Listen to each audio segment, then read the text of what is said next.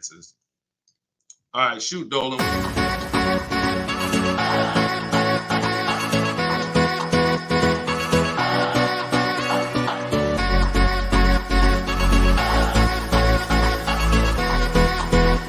The worst possible thing you could say when you walk into a car dealership. I spent 5 years with Mercedes-Benz, 5 with General Motors, and the worst thing a person could say when they walk in is, if you could just get me to this payment, we got a deal.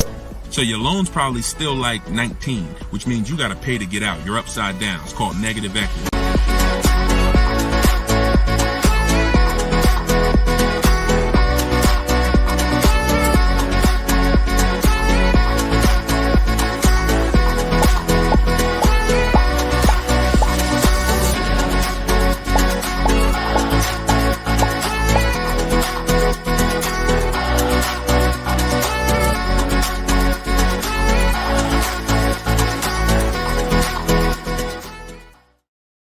What's going on, everybody? We are officially kicking off episode 1 of Car Shopping Questions and Answers. I am your host, Deshone the Auto Advisor. We're going to do this show for about an hour.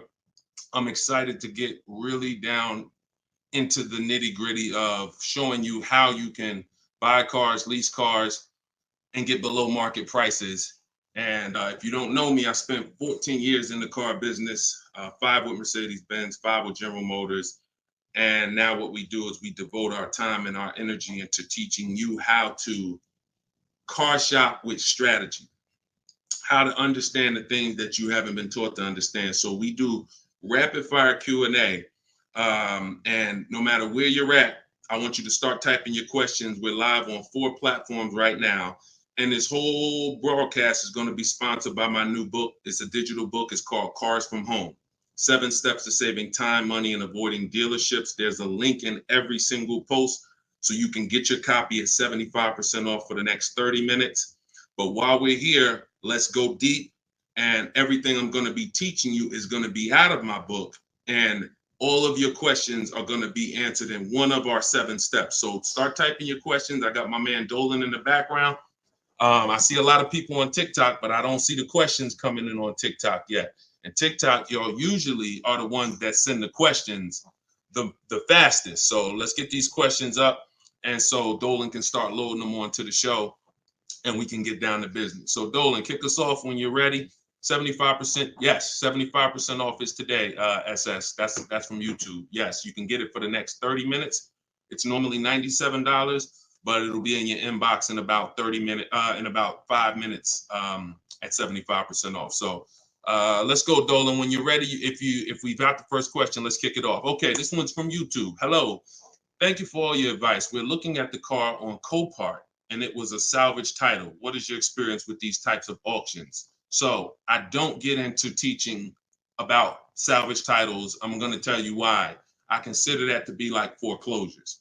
I'm not telling you that there's anything wrong with these cars. What I am saying is they're like foreclosures in real estate, which means you should be learning from someone who actually lives that life every day, because there are many risks. When a normal person starts entering into a high risk market, the rewards could be high, but also the risks are high. So I would tell you to find someone who's buying salvage titles, buying at auction, and learn from that person. Okay, go ahead, Dolan, shoot the next one up. Okay, this one's from Instagram. I got a lease with Nissan, not looking to go back to Nissan. Should I buy it out and then trade the vehicle in for what I want? This is a great question. First of all, can everybody hit the share button? And if you're on TikTok, can y'all just start tapping the screen and light this up? Because we want to set people free, and it takes all of us to do this. It takes the people who are committed to this mission. You want to save money. You also want your friends to save money. Tag somebody. They'll thank you. So this is a great question. The only time it makes sense financially to buy a lease is when you're keeping it another 8 years. I'm going to tell you why. I'm teaching something called the 8-year rule, because what you guys have to learn is the unseen expense. The unseen expense is depreciation. That's the expense you haven't been taught to see. You haven't been taught to focus on it. It's depreciation. That's the reason why when you buy a car today for $30,000, tomorrow, if you tried to sell it, it's not worth 30,000 anymore. It's worth 25. It's worth 24, whatever. That's depreciation. So when you keep your car long term, your car's value goes down like this. But when you keep it long term, the depreciation starts to level out. When you buy your lease, all you're doing is buying a pre-owned car. That's all you're doing. Yes, it's a lease that you had, but you have to start seeing it as it's just a used car. So you want to ask yourself, should I buy a used car and then turn around and sell it? That's what you're talking about. Now, Coach Mojo, we don't buy leases. What we do is we see if we can sell them for a profit. If you didn't know you could sell a lease, I want you to type a 1 in the chat. We're going to be peeling back a lot of things you're going to discover as you listen and you stay in this community. You can sell a lease. Most of you have heard of the term lease with the option to buy, but you're not familiar with lease with the option to sell. You have those rights no matter what. 9 times out of 10, we're going to exercise our option to sell. And how you sell, there's 3 ways to sell. There's 3 different types of what I call an equity assessment. This is step 2 in my book. You must do an equity assessment. If you have ever dropped your lease off to a dealership and you haven't done this, then you could have given them thousands of dollars without knowing. So what you're going to do is do an equity assessment by calling the bank, finding out how much you owe. You want to get your payoff. That's going to tell you, let's say it's $18,500. That's your customer payoff. Now what you want to do is you want to see who will pay you more than that, or at least that amount. And we don't go to dealerships for that. We go right online. This takes 20 minutes to do. We're going to go to CarMax.com, Driveway, Carvana, Kelly's Blue Book Instant Cash Offer, AutoNation, and Car Guru Sell My Car. This is going to get us 6 offers, cash offers. See, our cars are not worth what an algorithm tells us our cars are worth. Our cars are worth what a person is willing to pay for today. And when you see those numbers, that's going to tell you if you have equity versus not having equity. So the short version of your question is, Coach Mojo, you shouldn't be buying your car unless you're planning on keeping it another 8 years, because we teach something called the 8-year rule, which is if you're not keeping your car 8 years, you're not going to outlive the depreciation drop in value. So you shouldn't be buying it. You should be leasing. And I know a lot of you probably, you're well, Deshone, I was taught never lease. I was taught don't lease. I was taught don't lease. Well, you're going to find out the more you stay here, as you just dive in to financial numbers we go over, you're going to see that that's bad advice. And unfortunately, millions of people have been subject to bad advice that has been costing them money. Okay, so we'll go more into detail on that. There's only 2 ways to beat depreciation.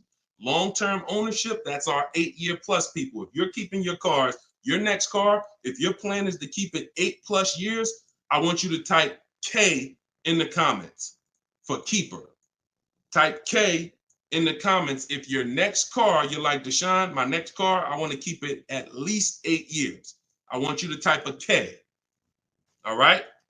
Now, if you are not keeping your car at least 8 years, then you should be shopping for a lease, because that's how you're going to avoid depreciation. We're going to talk more about leasing, because you cannot just get any lease.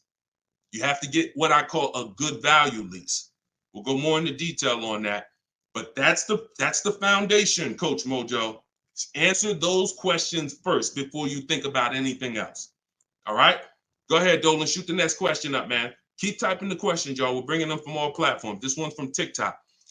What to do if you have no pre-approval letter, even with a 730 score? Okay, great question. We don't focus on pre-approval letters.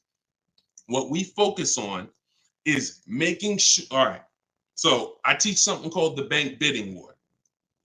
Everything we're going to do from now on is going to be a bid. Could y'all keep tapping the screen on TikTok? I see y'all running the lights up. When y'all keep tapping the screen, what it does is let TikTok know, listen, more people need to get over here, because we're talking about something that everyone needs to hear. So I appreciate y'all. Look, they're running them up. What to do if you have no pre-approval letter. So we were taught always get pre-approved. But here's the problem. People got onto it. Whenever we do something and the public starts moving in a way, the big companies adjust to it and they find a way to infiltrate it. Most of the companies that you're trying to get pre-approved from, that I'm trying to get pre-approved from, their goal is to isolate us. Something called restricted pre-approvals. I'm gonna tell you what a restricted pre-approval is and why we stay away from them. A restricted pre-approval limits where you can shop. We'll approve you, but only to shop with Carvana. We'll approve you, but only to shop with our dealer network. We'll approve you, but only to shop with a drive time dealer. Because a pre-approval is the whole purpose when you learn how we shop, which is to shop wide. When you start seeing to shop wide and get multiple offers and see the entire 100-mile radius within where you live as a huge market where people are competing to sell you a car, you'll start seeing why we never want to deal with a restricted pre-approval. So what we do is we use something called the bank bidding war. The only way, how many people have asked themselves, did I get the best interest rate?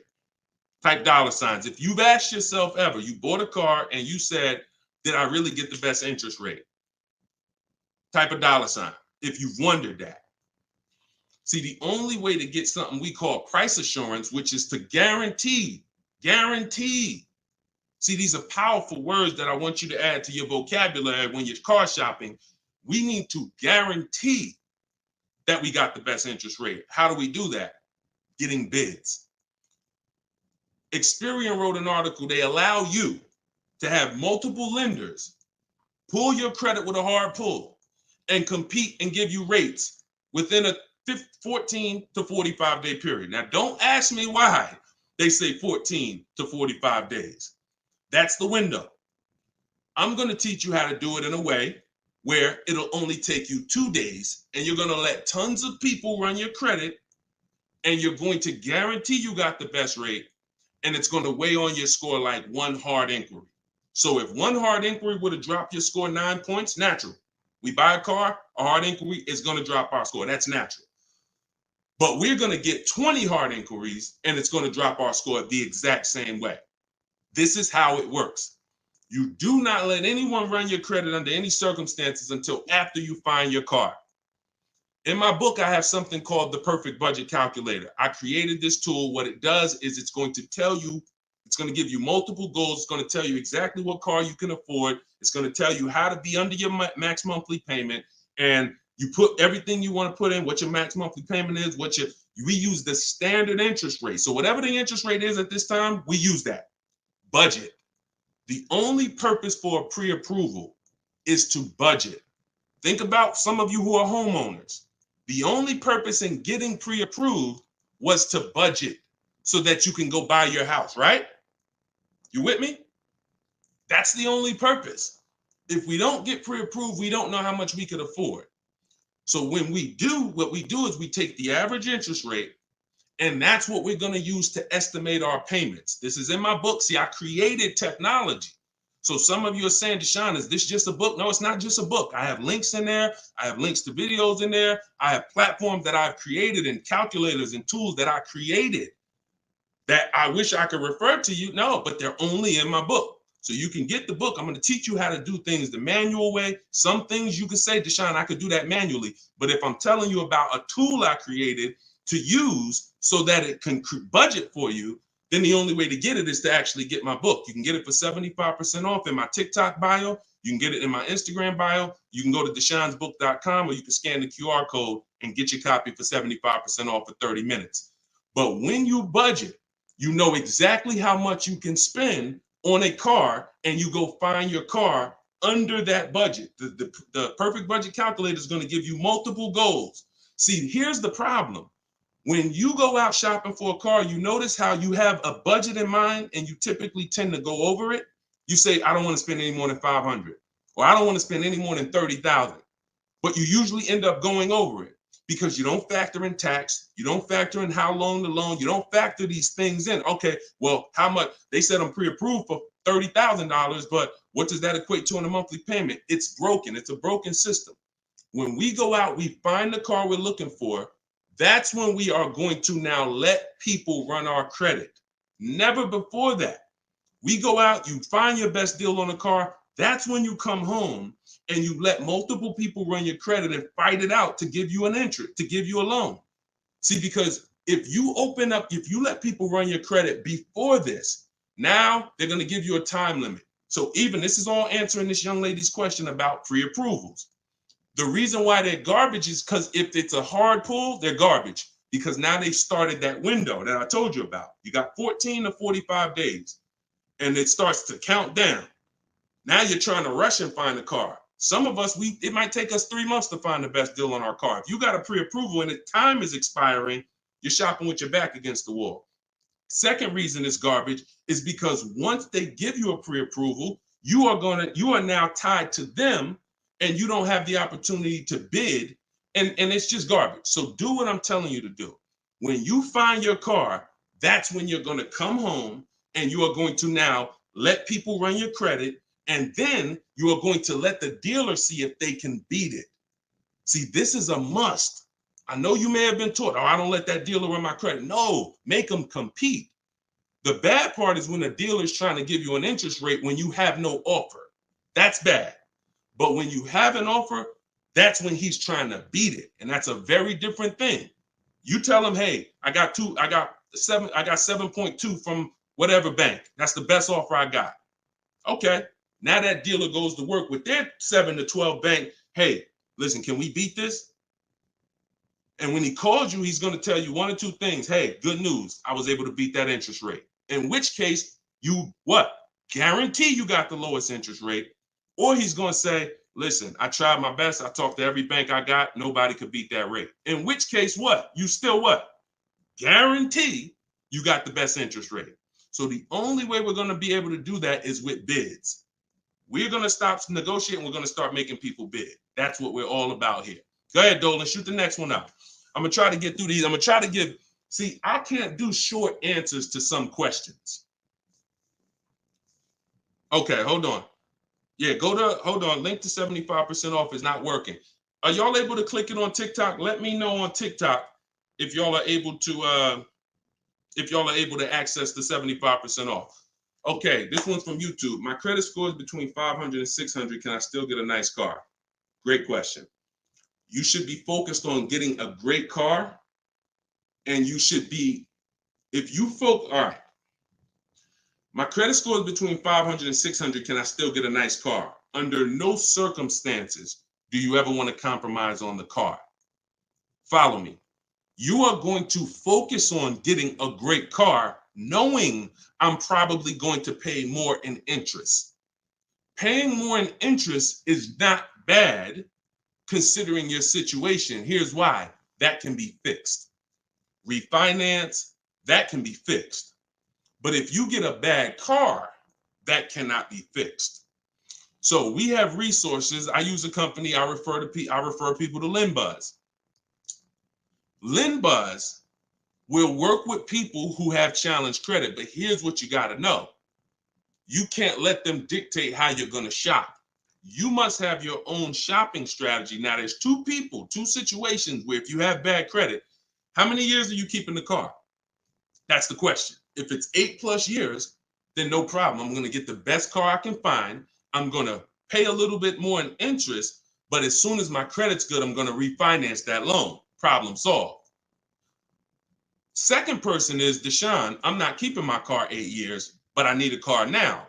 Perfect. You should be trying to set yourself up for a lease in 2 years, in which case you want to get the least expensive car that you can get a loan on. $10,000, $12,000. You're going to use that perfect budget calculator, or you just want to say $10,000 to $12,000. You're going to try to find a car in that range. I'm going to tell you why.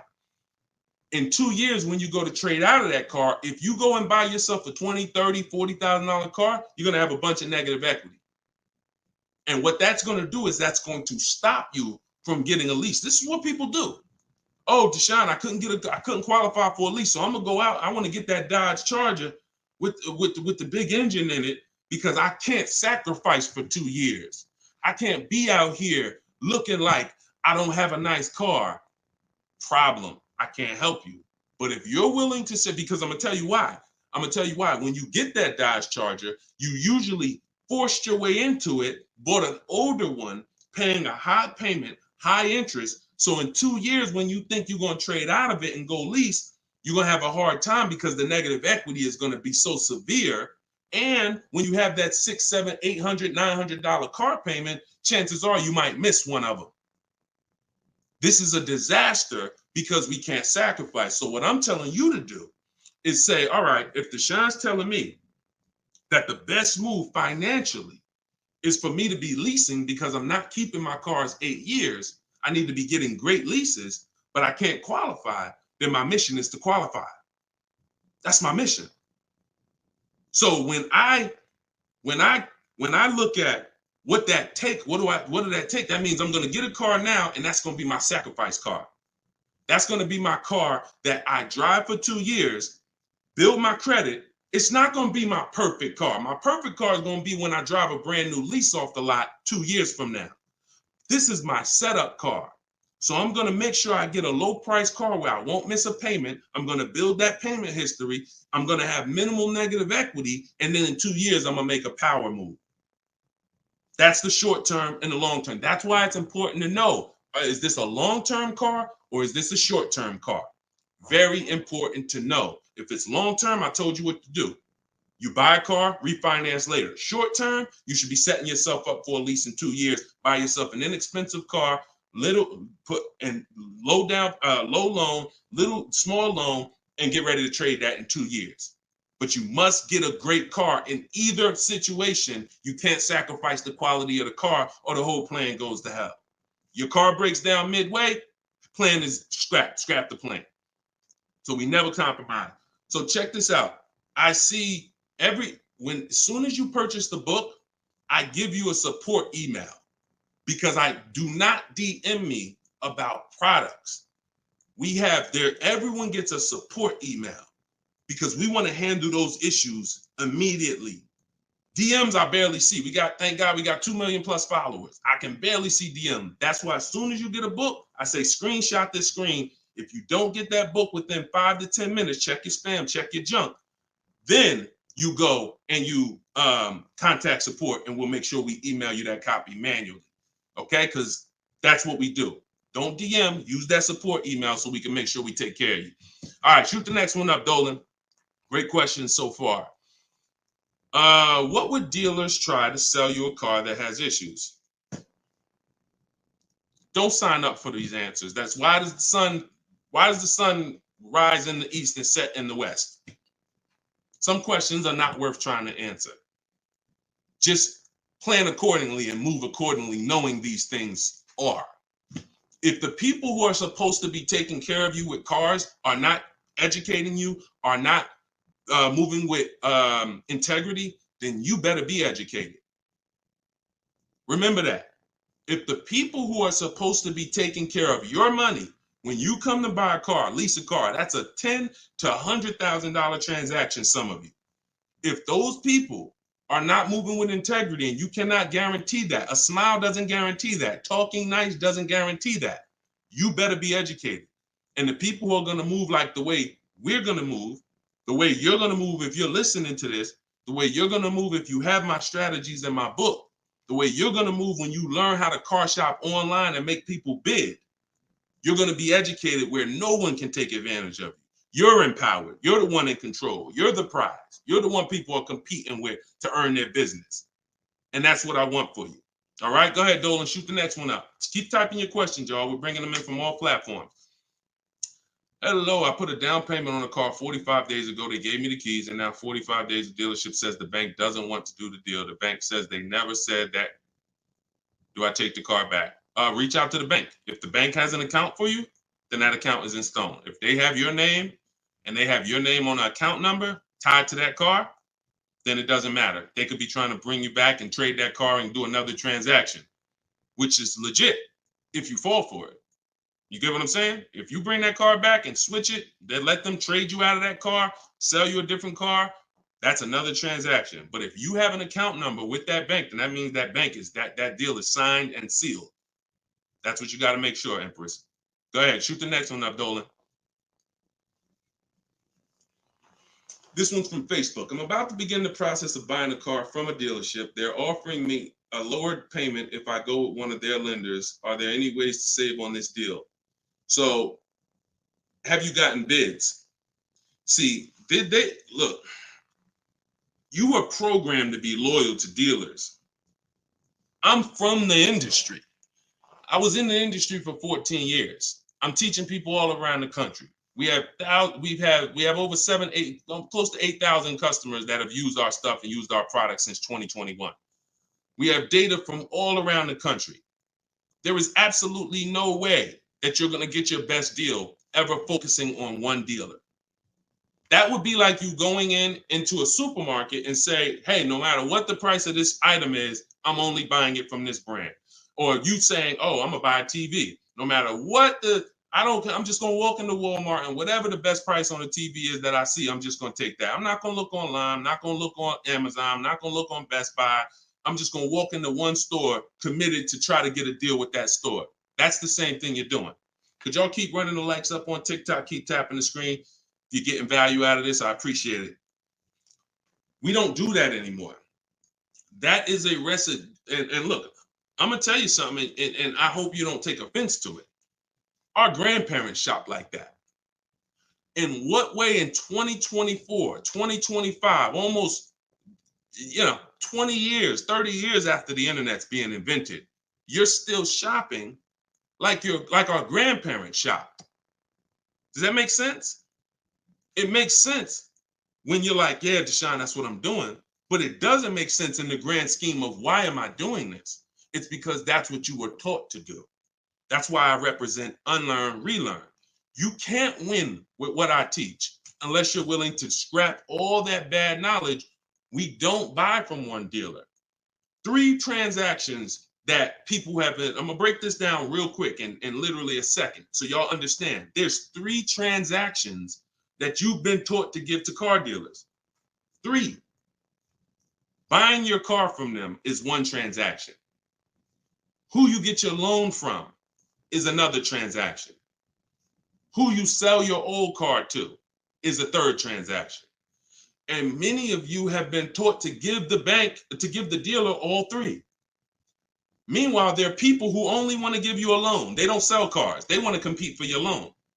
There's other people who want to buy your old car. They don't sell cars. They want to buy your old car. Y'all get what I'm saying? Type a Y for yes, if you're understanding that you have to start breaking these transactions into their own transactions. You can't maximize and guarantee you're getting your best deal mixing 3 transactions or 2 transactions into one. You can't do it. We're breaking them up. And now once we break them up, how do we guarantee we get the best offer in each one? Bids. So you understand? So what we're doing is we need to see our old car, our old lease, our old car that we have that we're replacing. Who I'm going to sell that car to is one transaction. And whoever's going to win the bid gets the car. Who I'm going to get my loan from, that's another transaction. And whoever wins the bid gets my loan. Who I'm going to buy my car from, that's another transaction. And who's going to win the bid gets the car, gets to sell me the car. And we do this in 60 minutes. See, what you're going to see, watch this. Let me show you Frina. Frina just picked up her Jeep last week. Look at the deal she got. This is why you're never going to get these deals walking in the dealers. You're never going to be able to guarantee your best deal walking in the dealers. You're going to sit at home and be in control. Look at Frina's deal. She said, look, I'm a proud graduate. Cars from Home that's our video library. And, like I said, I coach people all around the country. She said, I picked up this baby yesterday. Look at the date. 2024 Jeep Grand Cherokee Anniversary Edition. Followed the program, used all the scripts. I have scripts in my book. I have scripts that we don't talk. Because if you have to talk, you run the risk of messing something up. No offense. I'd rather you type. If you'd rather type than talk, Type of 1. So contact the dealers, seal the deal, $579 a month. Look at the MSRP on this car. She got a hybrid one, $65,000 vehicle, almost 66. Her best deal, who won the bid, was a 0.88% lease. That is unheard of in the world. See, I teach something called the 1.5% rule for knowing when you're paying too much for a lease. The 1% rule has been around since way before I even got in the car business. If you could lease a car for 1% of the MSRP, no money down, no money out of pocket, you stole a car. This is 0.88%. I owe it all to Deshone. Without this program, I wouldn't have had the tools to shop from home. Shopping from home the right way is how you're going to win. Some of you may have tried, Deshone. I tried. It seems hard. Yeah, because once the internet was invented, internet salespeople got invented. And internet salespeople are trained to make it hard. They got to make money. And what they're going to do is they're going to make it hard for you to get a deal done, because half the time you don't even know the information you need to give them to get a quote. Hey, I got to give you where I work at. See if I qualify for any rebates. I got to tell you what cars are in my household. See if I qualify for any rebates. I got to tell you, what affiliations I have. I got to tell you what my date is. I have something called a no later than date. What's my deadline? Hey, I could buy a car, Deshone. I don't need a car for about 3 months. Should I start shopping now? Yes, you should. Because if you get in the market now and you can buy a car today, but you don't need it for 3 months, that's called leverage. See, most people walking in the dealers, they're like, hey, I need a car this week. I need a car today. That means the car that's coming 6 weeks from now, they can't benefit from that. You can. But you got to learn how to give this information. And this is why when you try to shop online, you have a hard time, because you don't know. You're defensive and you're like, I'm not giving a dealer what they need, but I'm also not staying in a position where I don't give them too much information where they can use it against me. So that's what we'll learn. Everything I'm teaching you is, if I can boil it down to a couple simple things, mastering the science of shopping from home. That's why my book is called Cars from Home, 7 Steps to Saving Time, Money, and Avoiding Dealerships, and making people bid for your business. We can sum that. Once you master those 2 things, you're going to save more money in 60 minutes than you ever saved going in the dealers 2, 3, 4 times, spending hours in there. And you're going to have price assurance, which is guaranteeing that you couldn't have saved any more money. That's what Freenah has. That's what I want you to have. Go ahead, Dolan. Shoot the next one up, brother. Keep typing your questions, y'all. We're bringing them in from all platforms. Let me bring Freenah's pick down. All right, perfect. Shoot the next one up. All right, I'm trying to fly through these, y'all, but I can't give short answers. You get what I'm saying? I got to give you the full answer. Can you get a great deal on the lease vehicles on a Range Rover? Okay, great question. You can't control the lease program. The lease program is what's going to dictate when the dealer wins the bid. Let's say a dealer, I always teach, when you start getting bids on a lease or on, you should see about at least a $3,000 to $5,000 difference from your best offer to your worst offer. Now, sometimes it's more drastic than that. You're doing it, you'll see a $7,000 difference from your best offer to your worst offer, but you need to see a spread. I'm going to tell you why. 80% of dealers are overpriced. So when you start getting offers, if you don't get enough offers to where you see that spread, you haven't gotten enough offers. I teach you need to get at least 5. In my book, I have something called the 25 to 5 strategy. So once the whole purpose of a bid is to find the dealer that's willing to discount the car and sell the car lower than all their competitors. And if there's any rebates, to disclose them to you.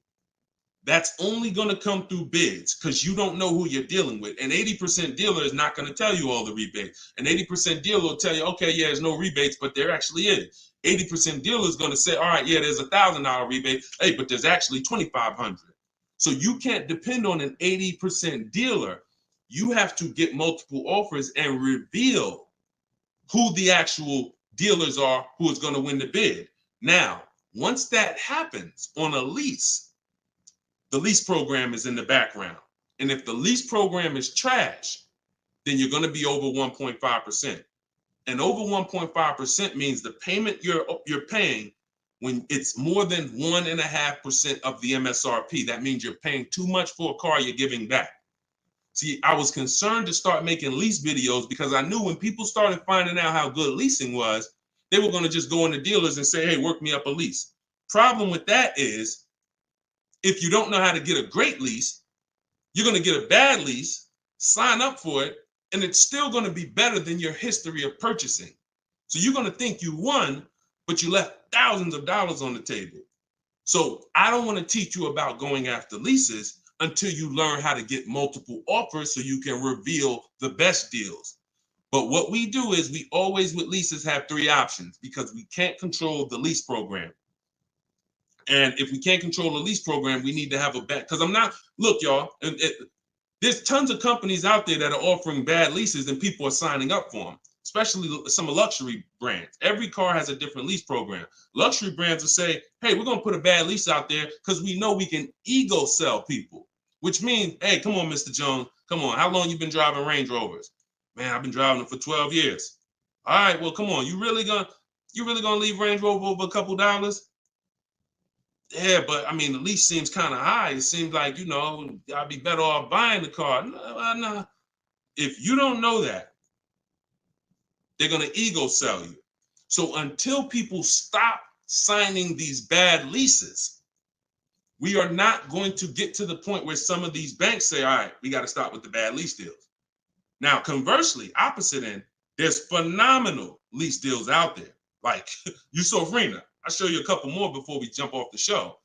So it's harder to get a great lease deal because there's a lease program. It's easy to get a car if you're buying brand new through bids. Easy to save thousands of dollars.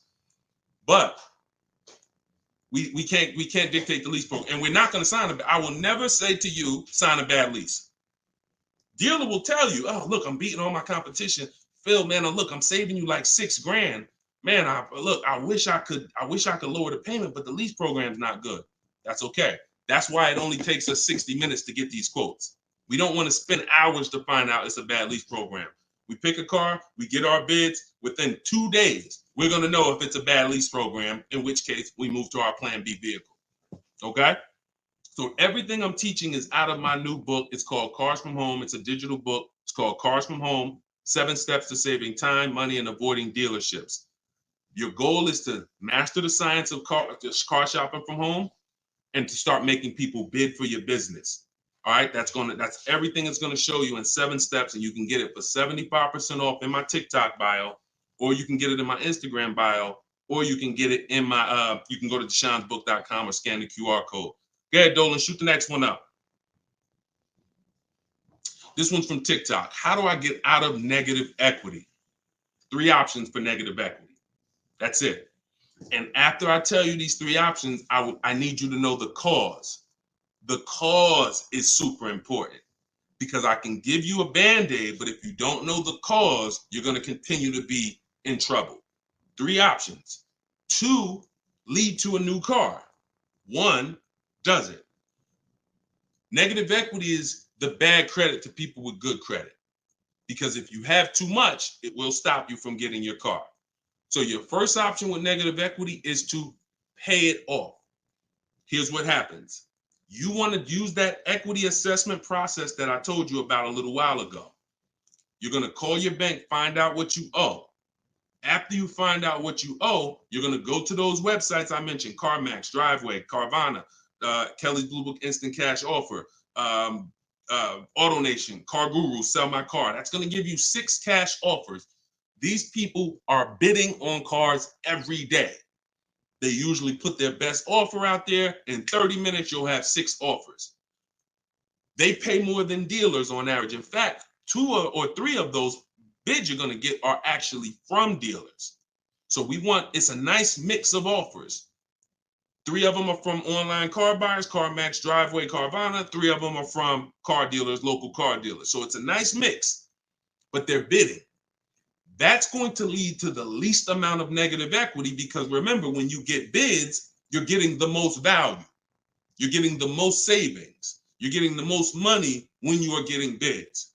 So let's just say you pull your payoff in at $16,000. Your highest bid is $14,000. That means you have a $2,000 negative equity gap.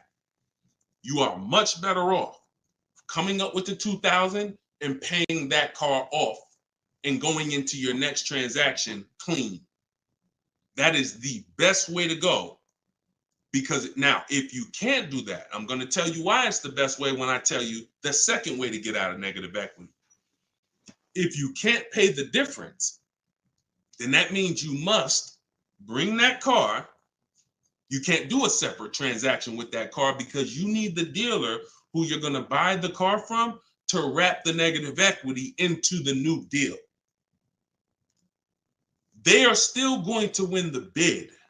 You must, in all cases, only deal with dealers who won the bid.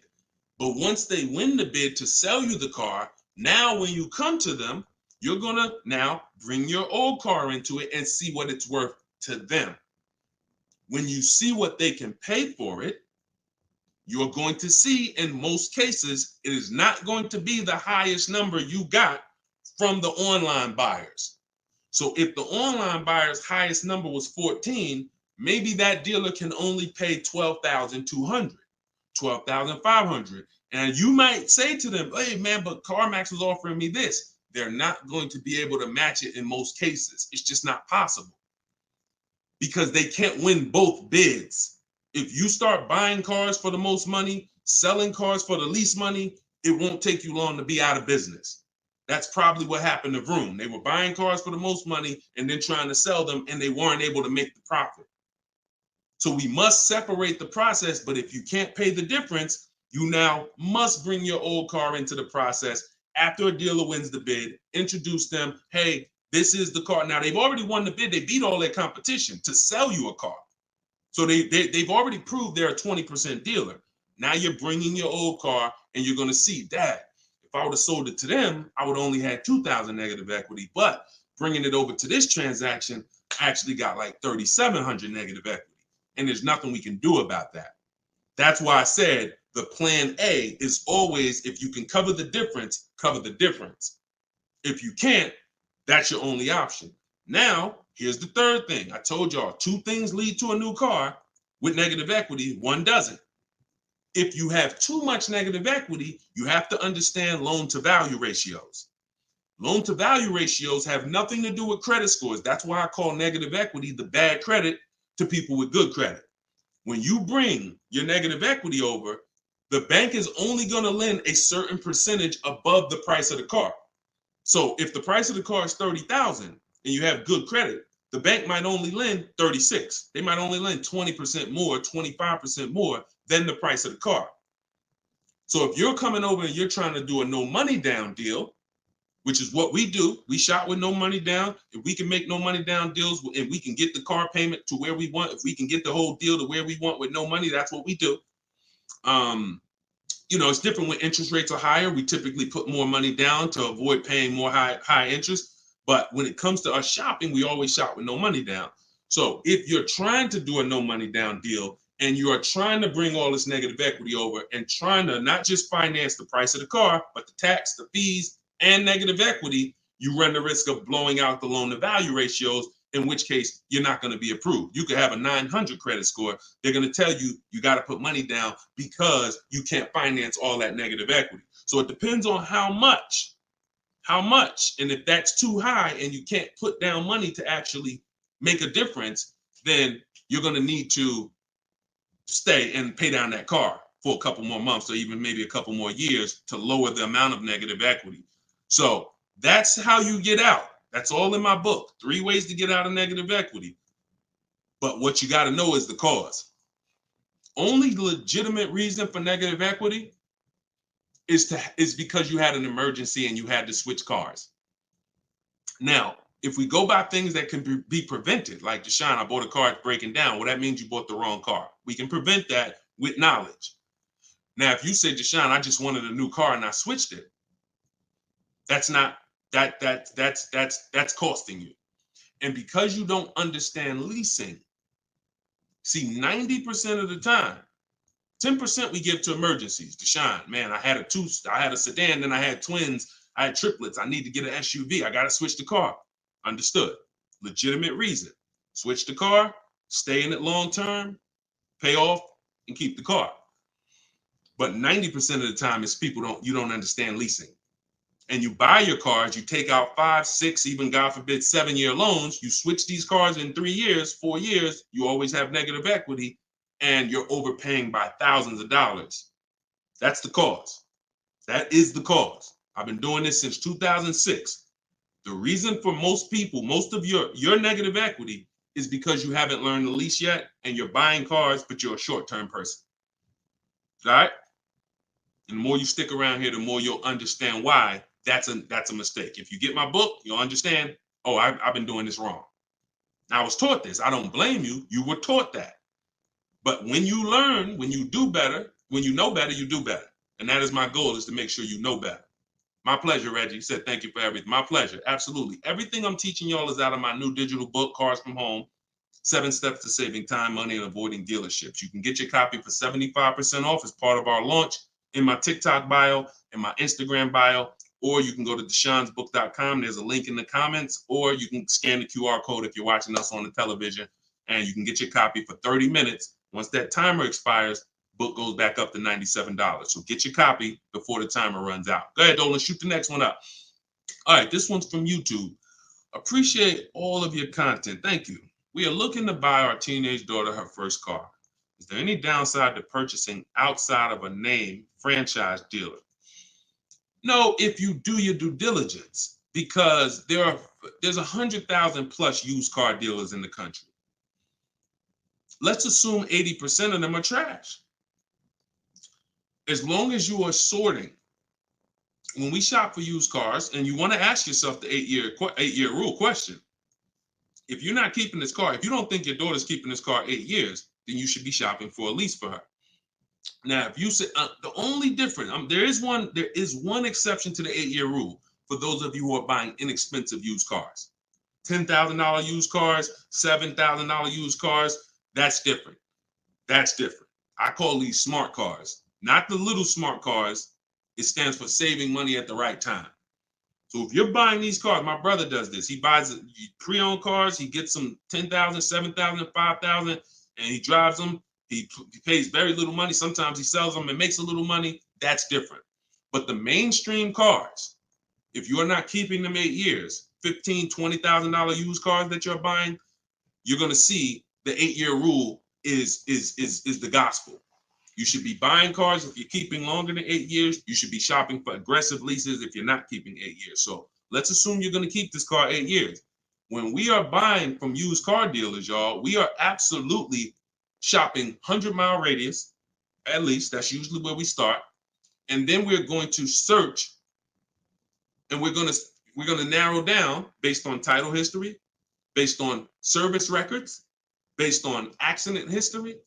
And then we need to verify that the price that they advertise online is legit, because there is something going on right now. It's been happening for a few years. They know you're looking for online prices. So what they do is they put a price online that they don't intend to honor.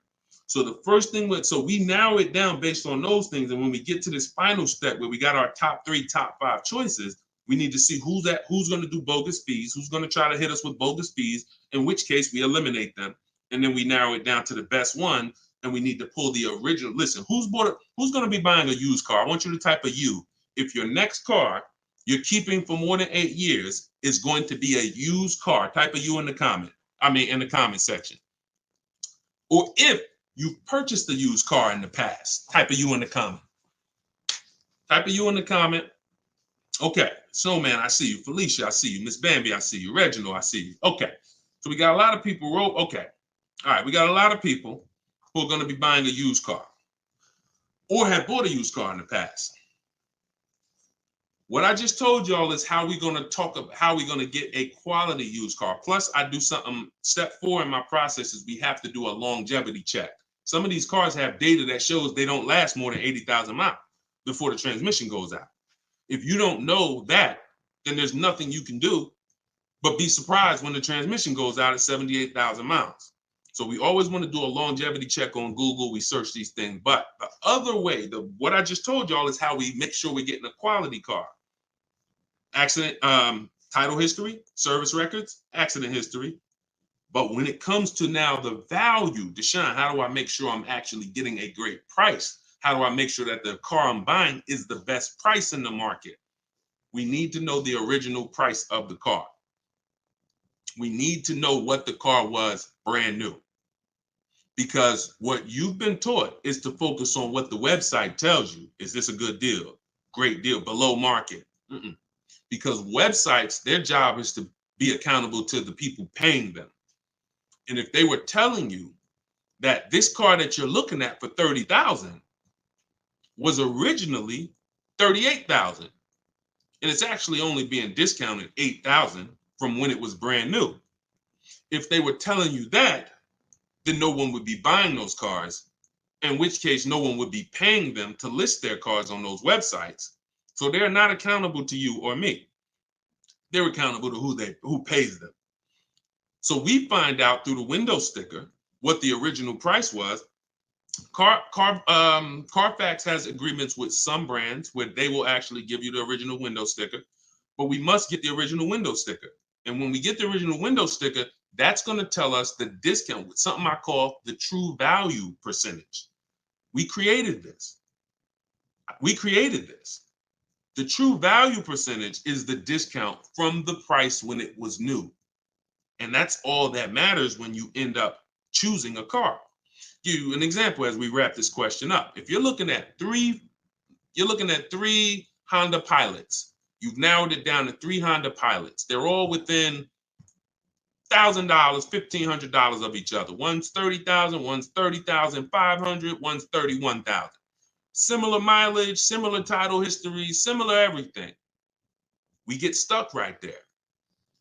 We don't get stuck when we get the original window sticker and we see that one of those Honda Pilots brand new was $45,000.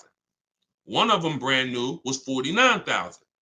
One of them brand new was $53,000. You see how immediately access to that information separated the value? They all look similar. Type $signs if you got that revelation. If you understand that just that bit of information, I'm looking at 3 cars, they all look similar. Dag, they all look good, similar mileage, similar price on these websites. Which one do I pick? Man, I'm stuck. Knowing the original price, one's 46, one's 49, one's 53. The one that's 53 immediately becomes way more valuable than the other 2. That's what we're talking about. See, it's my job and my mission is to show you how to car shop online, show you how to master the science of car shopping online, show you how to make people bid for your business, and to show you where the hidden money is that you have not been trained to see. Everything I'm teaching is in my book. I don't hold back on these lives. You guys could tell. But if you're like Deshone, I want all this information in one place. I want to be able to use this as my car shopping Bible for the rest of my life. Digital book, Cars from Home, 7 Steps to Saving Time, Money, and Avoiding Dealership is in avoiding dealerships in my TikTok bio, in my Instagram bio, and it's 75% off as part of our launch. Get your copy, use it, and win. All right, let's go, Dolan. Shoot the next one in. Great questions today. Let's go. Keep typing them, y'all. We're going to try to get through as many as possible. How many miles can you drive a leased vehicle? Great question. Many of you were taught that you have to take what they give you. Or some of you were taught they only do 10,000 miles a year on a lease. All of that was bad information.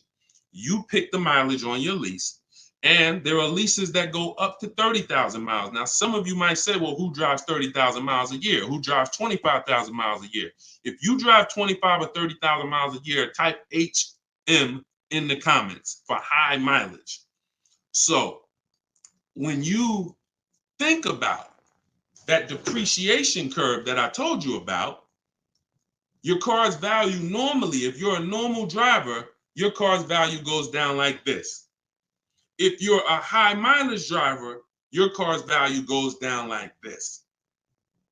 And so the mission is always to avoid the unseen. This is the unseen expense. I want you to always keep this in mind, because as long as you keep this in mind, buying versus leasing is going to be paramount to you, because you want to avoid this. If you're buying cars 2, 3, 4, 5 years, switching them out, you're switching them out when they're losing the most value.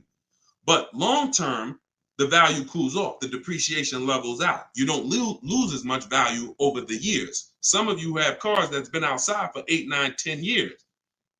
That car is going to be worth about the same amount it's worth today, a year from now. You've won. That's the goal, to get to that level. If you're buying, if you're like Deshone, I'm not keeping a car 8, 9, 10 years. I'm not going to ever reach that level. Then you should be shopping for leases to avoid the depreciation hit. So when it comes back to 83rd degrees question, you can tailor a lease up to 30,000 miles a year if you want. And here's where I learned this. I was a manager at Hyundai for 6 weeks. Guy came in. He was returning his lease on a Hyundai Sonata. I was doing the lease return for him. And I said, hey, you leased this? He said, yeah, I always lease. I'm in sales. I'm on the road every day. I used to buy my cars. And, you know, I would have a bunch of negative equity all the time. I was just losing thousands of dollars every time I went to replace the car. It wasn't worth what I owed on it. And I just kept rolling over. I stopped doing that when I found out about leasing. Now, same time he's telling me this, I know that I've also sat with people who came in with high mileage with 10, 15 grand of negative equity. So what he's telling me, I've experienced. And I'm trying to help these people and dig them out of this hole and help them get another car, but they have a ridiculous amount of baggage from the old car. So he told me that, and I saw his payment. And I said, man, this payment is only like $175 a month more than a really good deal on a regular lease. And so from then I understood. I'm going to teach people that you need to understand, if you get a great lease deal and then you bump the mileage up from 12,000 to 22,000 or whatever you need, you're going to pay thousands less than if you bought the car and just took that depreciation hit. You bring that car back with 75,000 miles in 3 years, the car is worthless, but you still owe $17,000 on it. That's the difference. So leasing mileage, you pick it, and you can customize it up to any amount. But we always shop for 12,000 miles a year. Always. We don't shop for high mileage leases. When we get our quotes, if you're using what's in my book, the 25-to-5 strategy, we get our quotes with 12,000 miles a year. And once somebody wins the bid, then we convert the bid. We tell the winning dealer, hey, could you show me what the payment's going to be with 18,000 miles a year? And then we customize the lease. If we're going to do any down payment, we always customize after we've identified the winning dealer. Great question. Great question. Go ahead, Dolan, shoot the next one out. Great questions today. All right, keep typing them, y'all. What advice would you give a first-time buyer who doesn't want a car note? Then go save up your cash and go get the best car you could afford. But why is it we always, Whitney, just send an email to support. If you're having trouble getting your book, just send an email to support. We'll send you a copy manually. Oftentimes it's a little one letter's different in the email. So that's why as soon as you purchase, I always give you that support email so that we can make sure you get your book. Okay?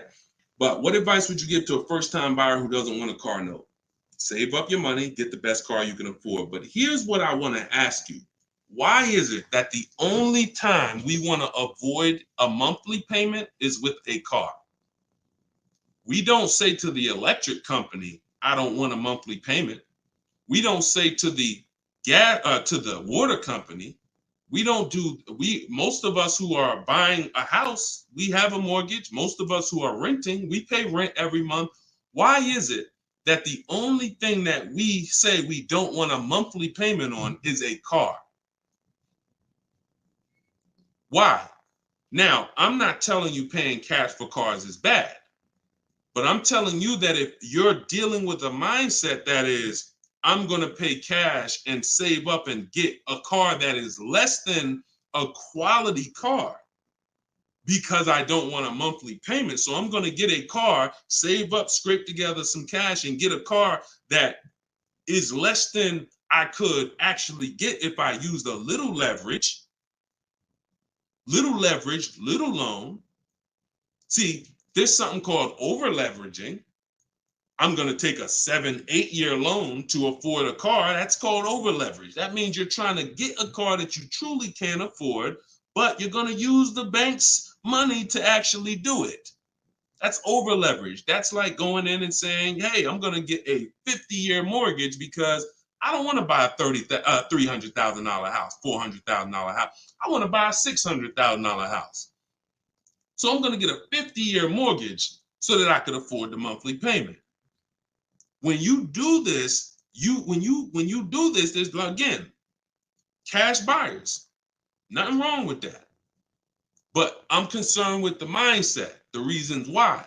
Because the reasons why it makes sense to pay cash is to avoid the interest if interest rates are high. 7, 8, 9%, you want to pay cash? Great. But there are people who come into the dealer. I was blessed to work in some very affluent towns, white collar and blue collar towns. So I had people making 30, 40,000 a year. I had people making 30, 40,000 a month. And what was interesting to me is those who were able to afford paying cash for the car could write a check, because when I would ask them, how are you going to pay for the car? They would ask me, well, what are the rates?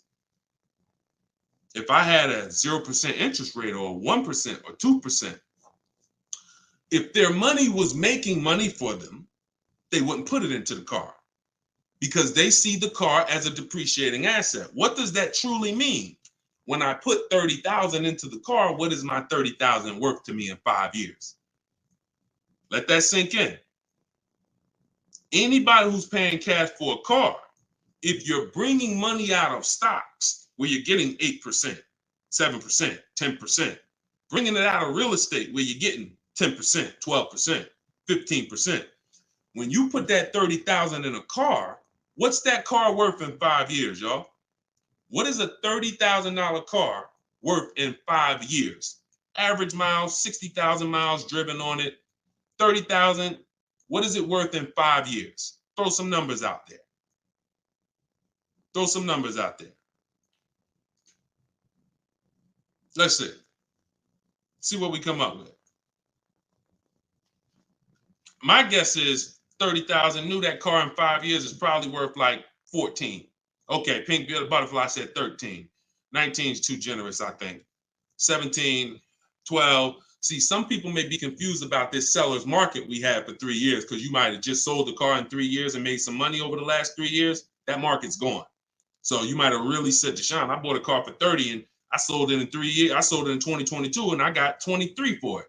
Well, that's never going to happen again unless we have another, worldwide inventory shortage, in which case resale values go up. Normal market, yep, 12, 13, 14, 15 generously. So a person who's looking at their cash and what their cash is doing for them, they look at that.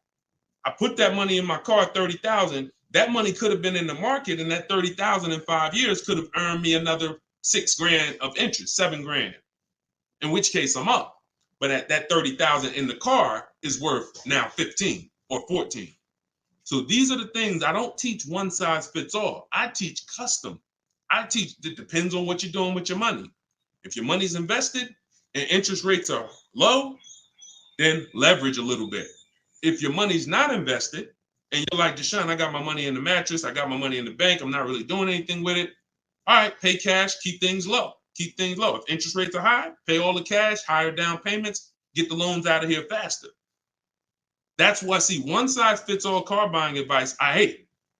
That's what has failed you. This one size fits all formula. Everyone should do this. Everyone should pay cash. Everyone should get a used car. That one size fits all, no one should lease. One size fits all formula fails every time because it doesn't take into account real finance. All right, go ahead. Great question. Go ahead, Dolan. See, and I'll answer the question and then go into a little spin-off answer. All right, this one's from Instagram. If I want to keep my car for 8 years, should I finance the car? Absolutely. The goal is to get the best car and the best value. So if you can't pay cash and you say, I want to get a better car, what I teach is when you start budgeting, you are going to now see, can I get a new car or is my budget for a used car? The goal is to get everything you need. And really, if you could get everything you want, even better. What's the difference, Deshone? Well, needs is I gotta have 3 rows because I got 4 kids. Needs is I need a car that has enough power to get me on the highway because I'm on the highway a lot and I can't have an underpowered car. That's a need. A want is, I want the leather, I want the big sunroof. So you must get all your needs at all times. You cannot sacrifice needs. I want y'all to put these two things into very important buckets, needs and wants. Needs and wants is the goal. Once the budget gets compromised, once you get out there, if you see I can't get the car I want with everything I need, everything I want, the wants have to scale back. The wants have to scale back, not the needs. I had a woman walk in the Mercedes when I was there, and she was like, hey, I want the big truck because I got kids. I need the 3 rows. And once we worked out the deal and the numbers, she saw the numbers and she was like, oh, that's above my budget. But what about the 2-row one? What about the smaller one? I said, didn't you say you need 3 rows for the kids? Yeah, you're right. You're right. See, she's about to take a need out to get a want. Does that make sense? So needs and wants are the big things. Needs will make you switch the car because you didn't get what you need. And when you switch the car, you lose money. So when you didn't get what you need, you will switch the car and lose money. If you didn't get what you want, that's easier to bear. Needs is like from day one, this car is not doing what I needed to do.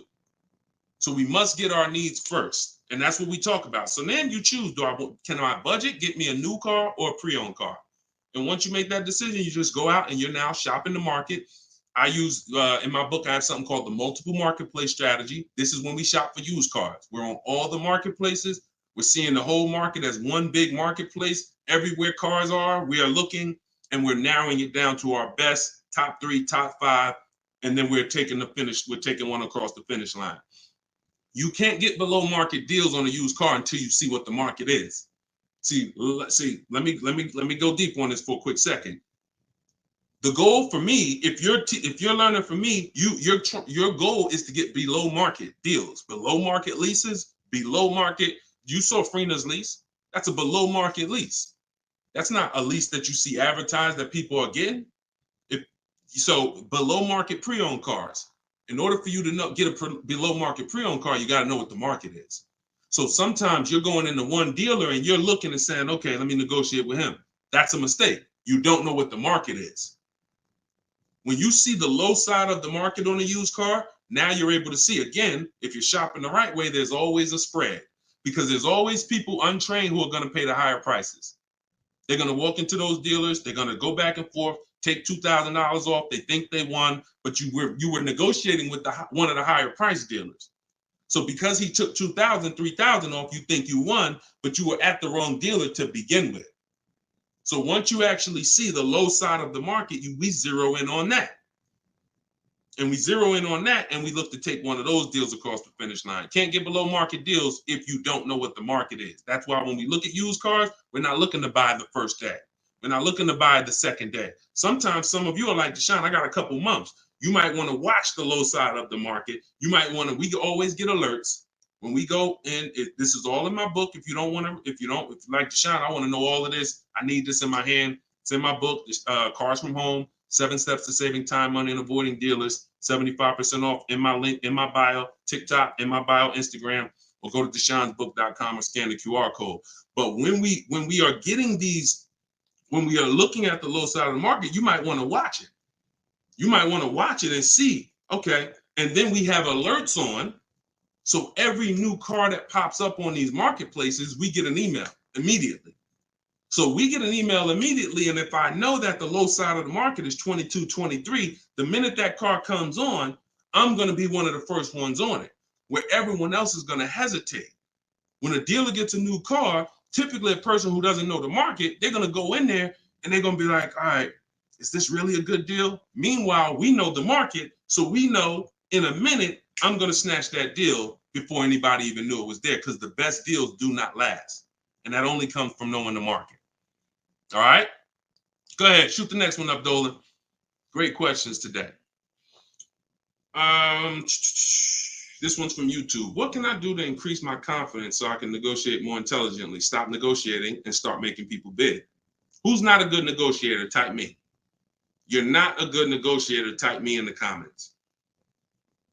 Not a good negotiator. Type me in the comments. Okay, that's most of you. And I'm a good negotiator, but you can't get guarantees being a negotiator. Pay attention to what I'm saying.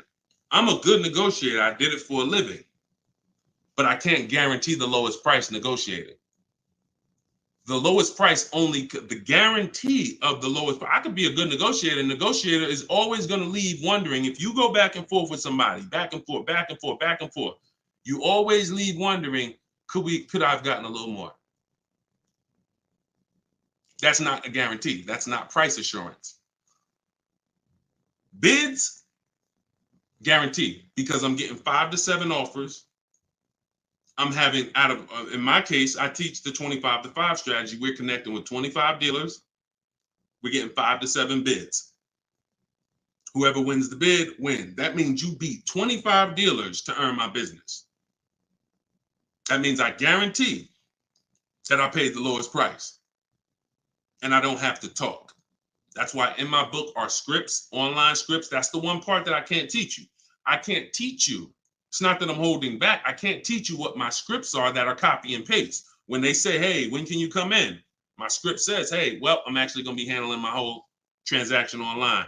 Oh, actually, well, we don't quote online. Okay, that's not what other dealers are saying. Should I remove you from my list? See what I'm saying? When we're copying and pasting and we know what to say to everything they're going to type, now we move things forward. We keep it on our agenda. This is all in my book, in my video library. This is what the people who have learned from me for the last 3 years have been doing. That's why you see people like Frina. That's why you see people like Pierre, got himself. He came in, got a 22 CX5. Very big thanks to Deshone the Auto Advisor, educating and empowering me to control the entire purchasing process. The perfect budget calculator really helped me figure out what I could realistically afford. With the true value percentage, we talked about that earlier in the show. Everyone purchasing a used car, true value percentage is what we use to make sure we win, price-wise. I spotted the best deal, 6 similar listings, saved over 20% off the original MSRP. I also shop for my own financing. See how we break these transactions down? You see how he's breaking the transactions down? That's how we get bids in each category. Also, I shop for my own financing, got the dealer bank to match it.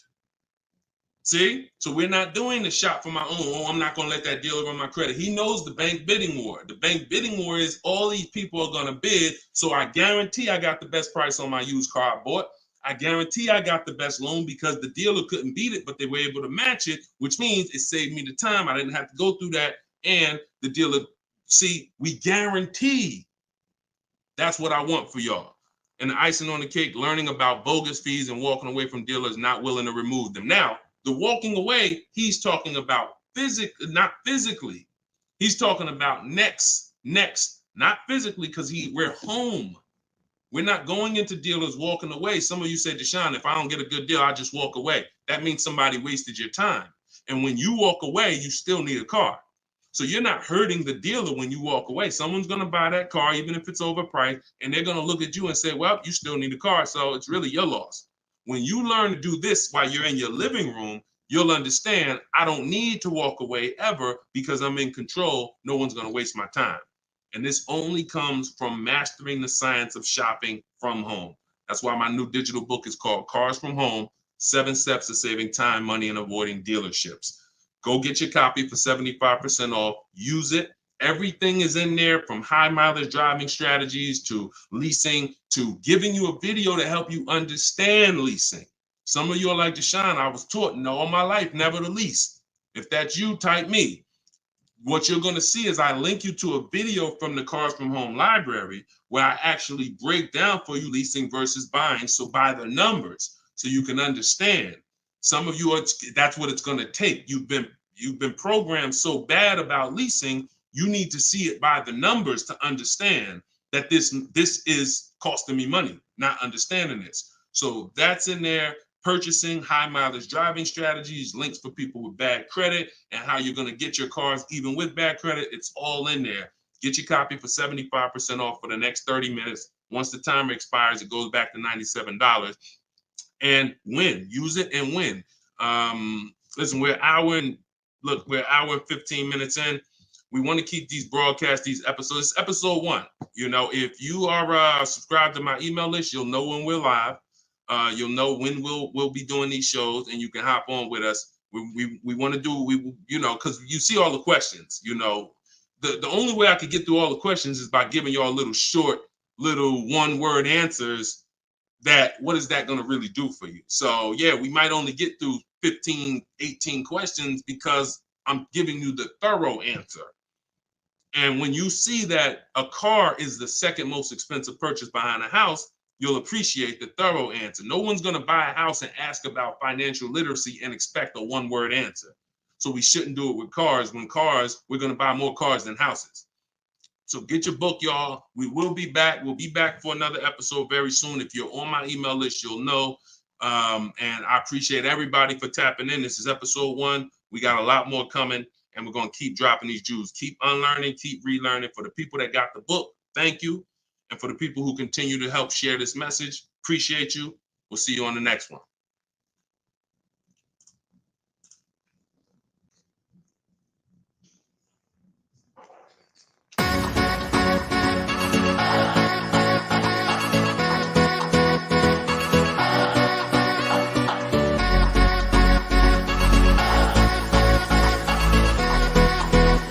The worst possible thing you could say when you walk into a car dealership. I spent 5 years with Mercedes-Benz, 5 with General Motors, and the worst thing a person could say when they walk in is, if you could just get me to this payment, we got a deal. So your loan's probably still like 19, which means you got to pay to get out. You're upside down. It's called negative equity.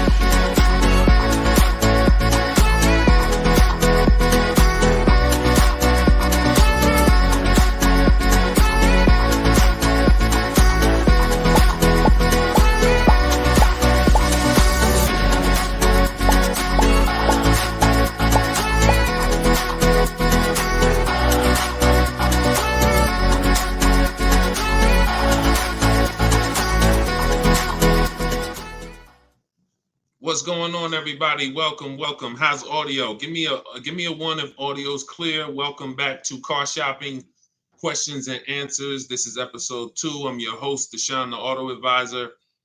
We do these live shows to make sure you know the secrets, the science of car shopping online the right way, and know where the hidden money is. I spent 14 years in the car business with Mercedes, General Motors, and 4 years running my own brokerage, and now the mission is to make you smarter, make you better, help you pay less than everyone else for cars in less time shopping from home.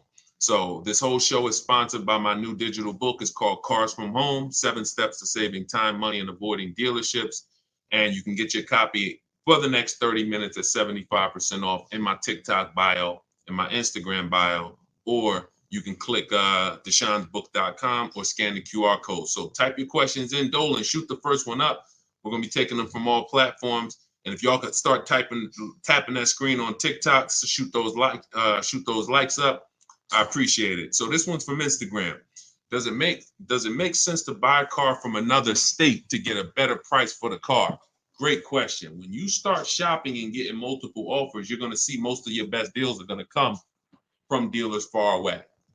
Not always, but a lot of times the dealers that you've been buying from, they think they own you. They look at your zip code and they program people to come in. The average person shops 1.2, I think it's less than 3 dealers. So when car dealers know you only are going to shop 2 dealers, then they know they can control you, and they know they don't really have to be as aggressive. Now, when you start sitting at home, like I want you to do, and start letting those offers come to you and start looking at car dealers, like start looking at all the inventory and getting multiple offers, you're going to find most times your best deal's 45 minutes away.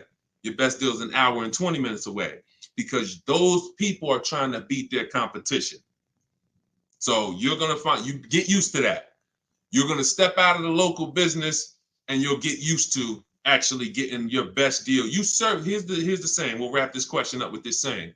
You buy your car from who makes you the best offer, AKA who wins the bid. If you're new here, we make people bid for our business. The more time you spend with me, you'll never negotiate again. You'll start making people bid. And the second part of it is you service your car where it's the most convenient. You service your car where it's the most convenient. You buy your car from who makes you the best offer. All right. Great question. Shoot the next one in, Dolan. Everybody keep typing your questions. I see you. I see you on TikTok. We're going to bring questions in from every platform. Go ahead. This one's from Instagram. Should you buy a car from a rental car sales place like Enterprise or Hertz? First of all, that would be low on my list. They'd have to, and look, I'm not telling you anything's wrong with that. What I'm telling you is that should be low on the list. When we're looking for used cars, rental cars should be low, and they got to be better priced than the cars that are not rentals. So I'm not going to Enterprise looking for what they have. I'm going on market. We use 8 marketplaces, y'all. When we shop for used cars, I have something called the multiple marketplace strategy. Multiple marketplace strategy is like it's you going everywhere, looking everywhere that used cars are. Example, if you were buying a TV, would you walk into Walmart and just say, all right, let me just look at this TV y'all got. All right, y'all want $1,000 for it? But no, you would be online looking at Walmart.com, right? Amazon, Best Buy, and any other website with a TV, right? Type right if that's the way you would shop. You look at someone who just walked into Walmart and say, why are you shopping like that? You see, so we bring the same things to car shopping. Same things. You're going to stay at home and you're going to go on these websites. CarMax is in the running. Carvana's in the running. None of these people we buy from exclusively, they must win the what? Let's go. Type fast. I want to see y'all typing. I want to have this conversation with y'all, but you got to type fast. They must win the bid. So CarMax is there, Driveway is there, Carvana's there, Cars.com is there, Auto Trader is there, Car Gurus is there. We even look at eBay Motors. So everywhere they're shopping, they're putting inventory.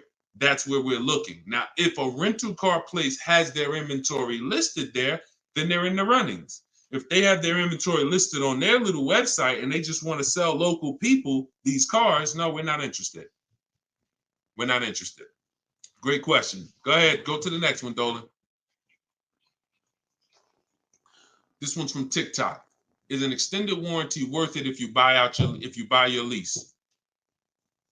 I don't get why so many people are buying their leases. Make it make sense to me. Used cars. If you're not, see, we're finding that a lot of people buying their leases because they actually don't know how to shop. So when you look at the deals that we get, you in the last broadcast I showed you Freena. You've seen Greg, $527 a month, $56,000 Kia EV6.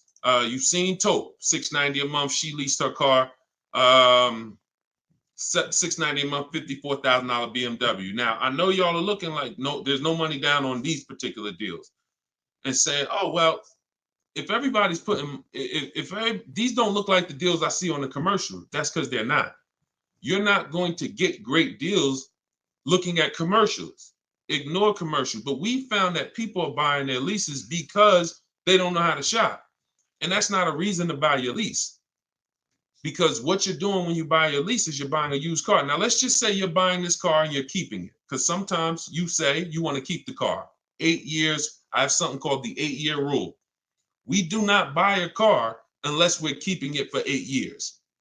Why? What's the reason? Because the depreciation is going to ruin you. So when you look at somebody like Taupe's paying $690 for a $54,000 car.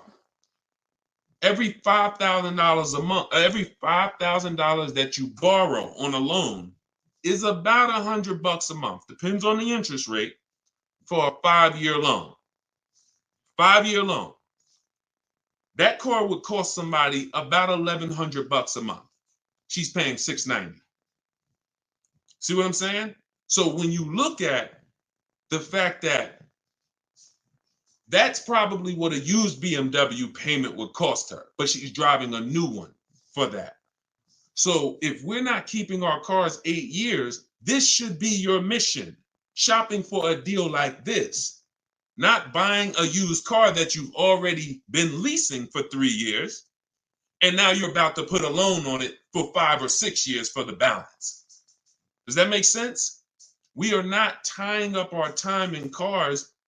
It's only two purposes. I'm going to get a great lease deal, or I'm going to buy a car I'm going to keep for 8, 9, 10, 12 years. That's it. I want to get you from being stuck in the middle. Go ahead, Dolan. Shoot the next one up. People stuck in the middle lose money. Long-term buyers don't lose money. Great lease deals don't lose money. It's those people, if you're stuck in the middle, you're the one losing the most money, and we got to get you from being stuck. Go ahead, Dolan. Shoot the next one and keep typing your questions, y'all. All right. This one's from Instagram. We purchased a car just under a year ago. Would like to release it and get something more suitable. Okay.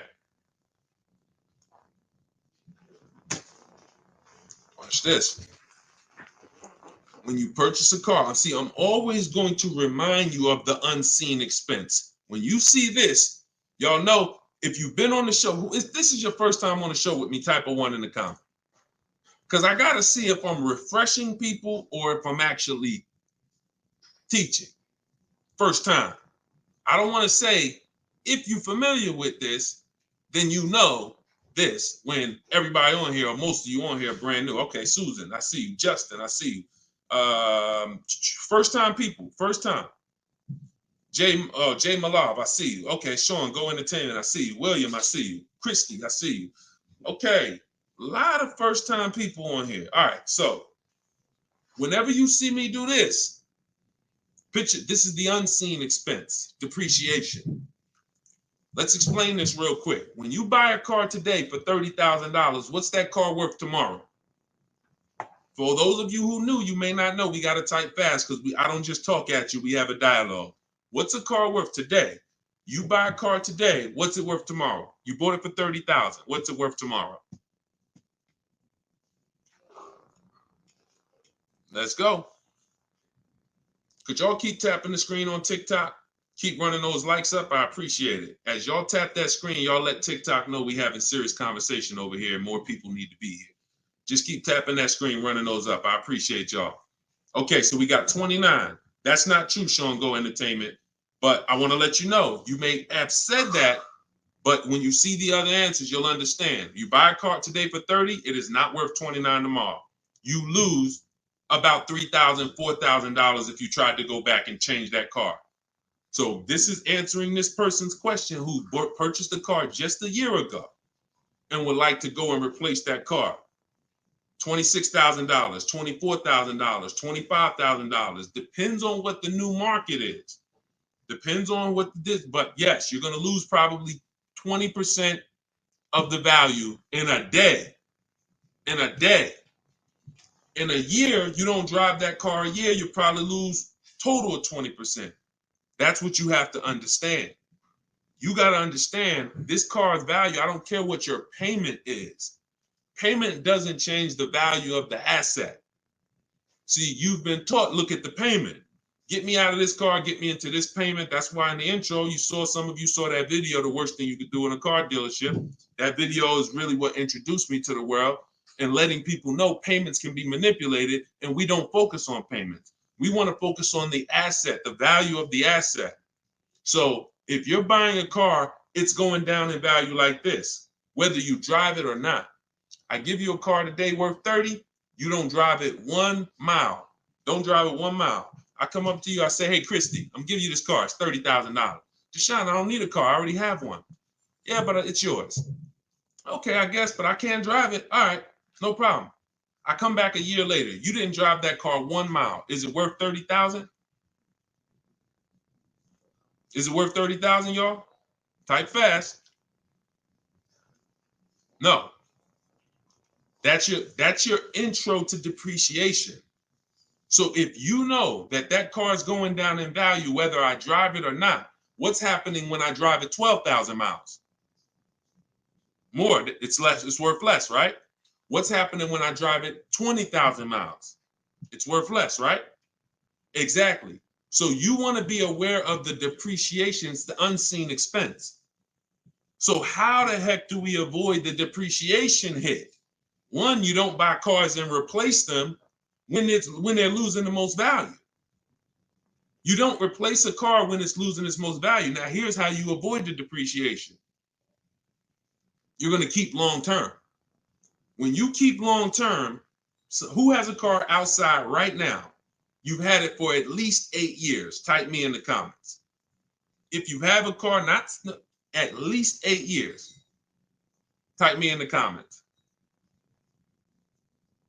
Now watch this. I see you, Simply Cam. Okay, I see you, Rob. 9. Okay, I see you, William. I see you, Jay Malone. Okay, could everybody hit that share button if you're getting value out of what we're doing? If you've been on a broadcast, this is what we do. No one's having these conversations with you.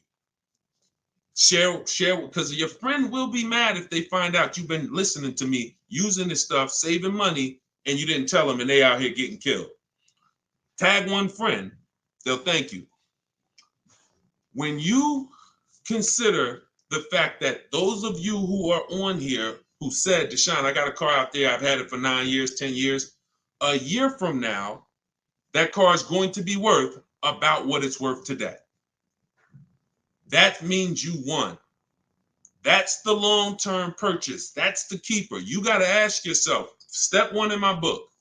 Step one in my book is the most important question. My book is called Cars from Home, 7 Steps of Saving Time, Money, and Avoiding Dealerships. It's a digital book because I update it as the market changes. 7 steps. Everything I'm going to teach you is out of those 7 steps. The first one is the most important question, which is, how many years are you keeping the car? If your answer is 8, then I created something called the 8-year rule. You should be buying your cars because your goal is to get to the point where you're like these people that I just asked. The book is in my TikTok bio. Somebody said, where can you get the book? It's in my TikTok bio, 75% off for 30 minutes, which normally $97, but for everybody on here, you can get it for 75% off for 30 minutes in my TikTok or my Instagram bio, or you can go to deshonesbook.com in the comment section, or you can scan the QR code if you're watching us on TV. So you have to really focus, unseen expense. See, why do I have to spend more time educating you on the unseen expense? Because it's the unseen expense. When you just said, when you just did this math with me and said, Dad, I'm losing money, and I haven't been trained to see the money I'm losing. That's why you'll go buy a car and replace it in a year. Because they're switching your payments. They're not switching. They're not telling you the fact you lost $7,000 of value. They're just going to manipulate the loan, put you on a car payment you can afford, and get you to sign off on it. We're done. You're going to understand these numbers because cash buyers would never do this. Cash buyers, if you paid 30 for a car and you came back in 2 months and they said, look, we can only give you 24, you wouldn't do the deal. But payment buyers, you're the one they fool. You're the one who can't see the money. And that's why I have to teach you to see this. So this is where you want to be. Either I'm going to keep my car 8 years. Now, some of you said, well, Deshone, I'll buy used, so I don't have to take that depreciation. But I'm going to tell you something. Buying used is not going to, when you compare, that's not the solution. Buying used or new is for long-term people. 8+ years. Buy new if you can afford to buy new. Buy used if you want to knock 20, 30, 40, 50% off your purchase price and you don't need the latest and greatest. Doesn't change that if you're buying, you should be a long-term person. If you are not an 8-year person, you should be shopping for great lease deals. And I'm going to tell you why. Look at Danielle. Look at Danielle. Danielle leased an Audi, $44,000 fee. And I'm explaining to y'all why you've been taught, well, I'm going to buy used, so I ain't going to take that type of hit. But I'm going to tell you, I'm explaining something to you real quick on how that's not the answer. Leasing is the answer. She leased an Audi A3, $44,000 vehicle. She's paying $550 a month, and she gave her first payment. She said with her first payment down. Now we're going to not use down payment anymore as a term. We're going to start saying total out of pocket. We want to eliminate down payment. Down payments can be flipped up. Sometimes you say I'm going to put money down, they don't include your tax. So we like to use total out of pocket. But she gave him $550, she drove off. That vehicle, she's driving a brand new A3. Now I want you to picture this. Danielle pulls up to somebody who's driving the same exact car, but they bought it. Every $5,000, some of you know, is about how much a month. I talked about it a little while ago. Some of you might have seen the video where I said it. Every $5,000 on a purchase on a loan is about how much per month. Let's see if anybody knows. Okay. I can't wait too long. We got to type that $100. And again, I can't sit here and act like most of y'all aren't new to me. So I'm not going to assume you have even seen any of my previous broadcasts. So I'm just going to tell you the answers. Yes, Susan, $100. So it depends on the interest rate. 5-year loan, that vehicle right there, $44,000 will cost somebody about $950 a month. You see why we don't have to wonder why people have $1,000 car payments? It's not that hard to see. They're buying their cars. So now Danielle pulls up in her Audi. Let's stay with the scenario, right? Danielle pulls up in her Audi, 44. She's paying $550 a month. Somebody next to her pulls up in the same exact Audi, same exact car. They're paying $950 a month. Now, third person says, I buy a used one. And you can replace the Audi with anything. Doesn't matter. You could be a Rolls Royce. The scenarios are not going to change. Could be a Honda Accord. Somebody pulls up and they bought a used one. So instead of 44, let's say they got a good price on one. Say they bought one for about 28, 29. Found a good price one 3 years old. So they're pulling up in a 3-year-old one. And what I just say, every $5,000 is $100 a month. So what's their car payment if they paid 29? Almost 600. You see what I'm, so now let's just talk about what we're driving and what's coming out of our household so we can hammer this home. I'm not on the fence about leasing versus buying. And you have to get off the fence. We've seen enough scenarios where we know this is the case. One person, Danielle, got a great lease deal. She's paying $550 a month. Another person buying a brand new one, they're paying $950 a month. And they might take a longer loan. Oh, Deshone, I'm paying less. They might take a 6-year loan, and let's say they're paying $850. And then another person is driving a used one, and they're paying $600 a month. Not even a question. It's not even a question. Do y'all see what I'm talking about? 3 people driving the same car. Look at the differences. So depreciation and resale value is what you need to be aware of. These people think they win. That might have been you, Deshone. I'm the type, I bought my used cars and I keep switching them. Now, those 2 people who bought them, if they were keeping them 9, 10 years, that's a different story. It always goes back to the 8-year rule. Okay? You must understand, if I'm keeping 8 years or longer, I buy. If I'm not keeping 8 years, I shop for great lease deals. Not even a question. And you'll be mad. You're going to be mad when you find out how much money you've been missing. Some of you probably getting mad now. Dad, I was always taught don't lease. Well, those people owe you some money. Those people owe you some money because they've cost you thousands of dollars. Go ahead, Dolan. Shoot the next one up.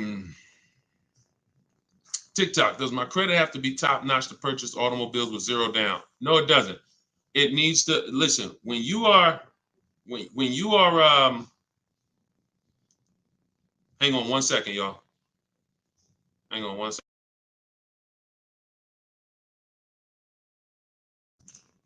When you are buying vehicles with no money down, it's not a favor. It's not a favor. There's only 2 people who can't get vehicles with no money down. And that's people who are trying to borrow too much money, usually have negative equity that they're trying to roll over, and people who have, your credit is too bad and you can't get financing. But if you go through a company like Limbuzz, this is who we recommend in my book. I recommend this company, Limbuzz, who will work with people with challenged credit, then you won't have to deal with that. The whole point is controlling your own financing. You want to control your own financing. Now, we don't do that by getting pre-approvals. We do that by getting multiple bids. We do that by finding our car and then letting banks bid. I know you may have heard, I don't want any hard inquiries. You don't want hard inquiries until after you found your car. Once you actually find your car, it's okay to get multiple banks to give you a hard inquiry, and they allow this. Experian has an article where they talk about the rate window. You can actually have multiple people run your credit in a short period of time, but no money down is not a favor. It's not something you did me a favor. It's definitely not a deal. See, because if I gave you a car, it's worth $50,000, but I charge you $60,000 for it, and then I say, but you don't have to do no money down. Is that a deal? I gave you a car, it's worth 50, but I charged you 60, but it's no money down. No, absolutely not. So no money down has nothing to do with a deal. The only people who can't get no money down are people who it's usually a case of you have too much negative equity you're bringing over from your old car, and you're messing up the loan to value ratios. That's usually the cause, because a bank won't let you finance $40,000 on a car that's worth 30. They won't let it. Go ahead, shoot the next one up, Dolan. This one's from YouTube. Deshone, so does it make sense to get a car to have over? Oh, absolutely. Absolutely. This is all you should be doing. If you are a long-term person, listen, whose car is a keeper outside? You have a car outside, you've had it for 8+ years. Outside. This is exactly the goal. This is the goal. You want to actually be planning on that. Because when you actually have your car for more than 8 years, when you know you're going to keep your car for more than 8 years, you do things to make sure, like we do a longevity check. This is step 4 in my book. One of the things we do when we know we're buying a car we're going to keep, we got to go to Google and we got to see what the data is on the car we're shopping for. It's very simple. I type in the year of the car. Very important. You can't just type in Nissan Sentra, longevity. You got to type in the year. And then you're going to type longevity to see what the actual data says on the car. We skim those websites. It'll tell us if the car has transmission issues. It'll tell us if people report that this car has, is reported to last not as long as most cars. So these are the things that we do when we know we're keeping a car 8 years. But if you're not thinking about this, then you're not going to do the things to guarantee, because you could have a goal to keep a car 8 years, and then the car you bought is not known for lasting that long, or is not known for, being reliable at 8 years. So that's why it's the most important question right up front. It's not just for leasing versus buying. It's for programming yourself that this is a long-term thing. I want to make sure I get the right car. I'm not going to get a car that doesn't satisfy my needs and my wants when I know I'm keeping it a decade. You understand? That's the whole thing. But absolutely, plenty of people on here keep cars more than 8 years. But there's plenty of people who don't. Those are the ones who need to stop buying and start leasing. This one's from YouTube. So question, if a person is almost done paying the loan, is it smart to sell it? Wait, hold on. I want to read this right. So if a person is almost done paying the loan, is it smart to sell it and buy new or keep? No, I wouldn't plan on we're mixed in the middle. How many years do you want to keep the car? How many years do you want to keep the car? If you're not keeping, it sounds to me like you're actually not a long-term person. And you should be leasing to begin with, because I used to get people who would walk into the dealership and they would say, "Hey, Deshone, is that the brand new one right there? That's the new model?" And I'm like, "Yeah, that's the new one, just came out." And they would say, "Okay, I got 2 more payments left, then I'm coming back to get that one." So what they were doing was paying off one car, waiting for the title. Literally, they just paid off a whole car, 5-6 year loan, and now they're about to start another loan. It is throwing money out the window. You could actually keep more money if you just opened up your window and threw thousands of dollars out. You would actually lose less money doing that than buying and paying off these cars and then going and starting new loans. Because again, the depreciation is killing you. When you start getting replaced, that same mindset, and you start saying, okay, I'm okay having a payment, because that's usually what's happening. I have a payment, pay the car off, go start another payment. Once you realize that I'm cool with that, but I want a better car and I want to pay less, then you'll be leasing. So I would tell you, it sounds like you're not an 8-year person, you're not a long-term person, and you should start shopping for leases, and you're going to save hundreds of dollars every month, and you'll have better cars because you don't have to drive cars that are out of warranty and be on your own. Okay? Go ahead, shoot the next one up, Dolan. All of this is out of my new book, y'all. Everything you will ever hear me teach. Some of you have watched my watch my social media videos. All of it is based on a formula and a system I created for car shopping. It's a 7-step system for car shopping online. That's why my book is called Cars from Home, 7 Steps to Saving Time, Money, and Avoiding Dealerships. You can all get your copy. You can get your copy for 75% off for the next 30 minutes. In my TikTok bio, in my Instagram bio, it'll be in your inbox. You can use it immediately, and not only immediately, you use it for the rest of your life. Because the reason it's a digital book is because I update the book regularly. Anything changes, I update the book. We used to have Vroom in our, Vroom was in our strategy. They used to get bids. We used to get bids from them. They went out of business a couple months ago. I went right in, I updated the book. I didn't have to say to everybody, hey, guys, you got to get volume 2 of my book, because Vroom's no longer there. So a digital book allows me to continually update and keep things fresh. So you can get your copy for 75% off in the comment section, or you can go to my TikTok bio or Instagram bio. 30 minutes, then the price goes back to $97. Eric Pitts, this one's from TikTok. Can I use the bidding to refinance a car loan? I have good credit now. 100%. 100%. They give you a window.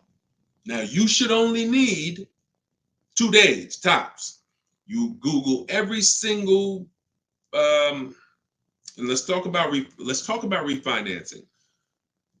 As many people bid as possible.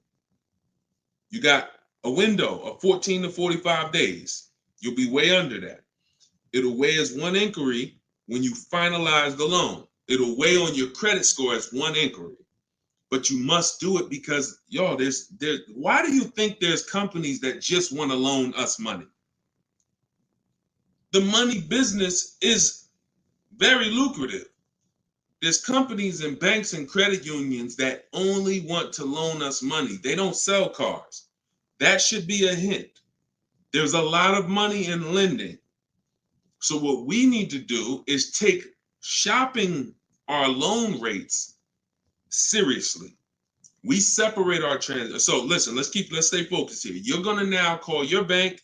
You're either go on their website, your credit union, or go on their website. You're gonna look for online lenders. Go on their website. You want as many people as possible competing to make sure you save all the money. But I'm going to give you a very important caveat here that you want to keep in mind. Everyone that loans you money wants to loan you more for longer. The longer you have a loan, the more money they make. So what they're going to do is they're going to show you what it looks like if you take a long loan. You've already paid for a year or 2. I don't know how long, but you've already been paying for some time. Once you take another long loan, now you've essentially defeated a little bit of your purposes, because you're going to give some of that money back at interest. Take the shortest loan that you can afford the payment on with the new interest rate. So if you were paying, let's say you had a 6-year loan at 11%. When you refinance, don't refinance into another 6-year loan at 7%. Refinance into like a 4-year loan at 7%. Whatever that payment is that you say, all right, I could afford that payment. Because they're going to try to sell you on the low pay. Well, if you do 6 years, you could pay $300. Yeah, but you can always pay it off earlier. Don't fall for that. You want to make sure you look at what's the lowest, shortest term with that new interest rate, so you can get that loan out of there faster. Okay? That's how you do it. Good question. Shoot the next one up, Dolan. All right, so this one's from YouTube. Milton. So back in 22, I purchased my dream truck. 2023 GMC Denali, brand new. I don't depend on trading it and my monthly payment's $1,095. Let's not forget the truck is $83K. Am I paying too much money? Well, I don't know how long the loan is. So you could be paying $1,095 for 8 years. You could be paying $1,095 for 5 years. You see what I'm saying? So that's why payments are not always the important payments. How much did you pay for the truck? You understand? See. It's the price of the vehicle that we focus on, not with leasing. I don't want to see what you got to be. And this is why I want you to have my book, or you got to be locked into what I'm saying, because I'm talking to a lot of different people on here, and your scenario is not another person's scenario. So you can't hear what I'm saying when I'm talking to Milton about purchasing and think, well, I'm shopping for a lease. He said, don't focus on payment. No, different. Okay. So when we're talking about purchasing, the most important thing is how much we paid for the asset. Now, I don't know what you paid, and I don't know how well you shopped. I don't know. So there's no way. And here's the thing. The way we buy cars is by design. We don't know. When you start getting bids and it's done, I'm going to just assume, let's just say, I'm not going to look at your deal and dissect it, because I don't have enough information to do that. And plus, if the deal wasn't good, what good is it me what good is me? It's your dream truck. What good is it me? I mean, what good am I going to do telling you overpaid for it anyway? So let's not ask questions that could lead to hurt feelings and long-term remorse for our dream truck. But for the rest of you who are shopping, and for the future, because Milton, your family's going to shop, you're going to shop again in the future. The way you've been taught to shop guarantees you never have price assurance. Price assurance means I don't have to ever ask if I could have paid less, because I got bids. Negotiator. If you're not a good negotiator, type me in the comment section right now. Deshone, I'm not a good negotiator. I hate it. I don't like it. I'm an introvert. It's not for me.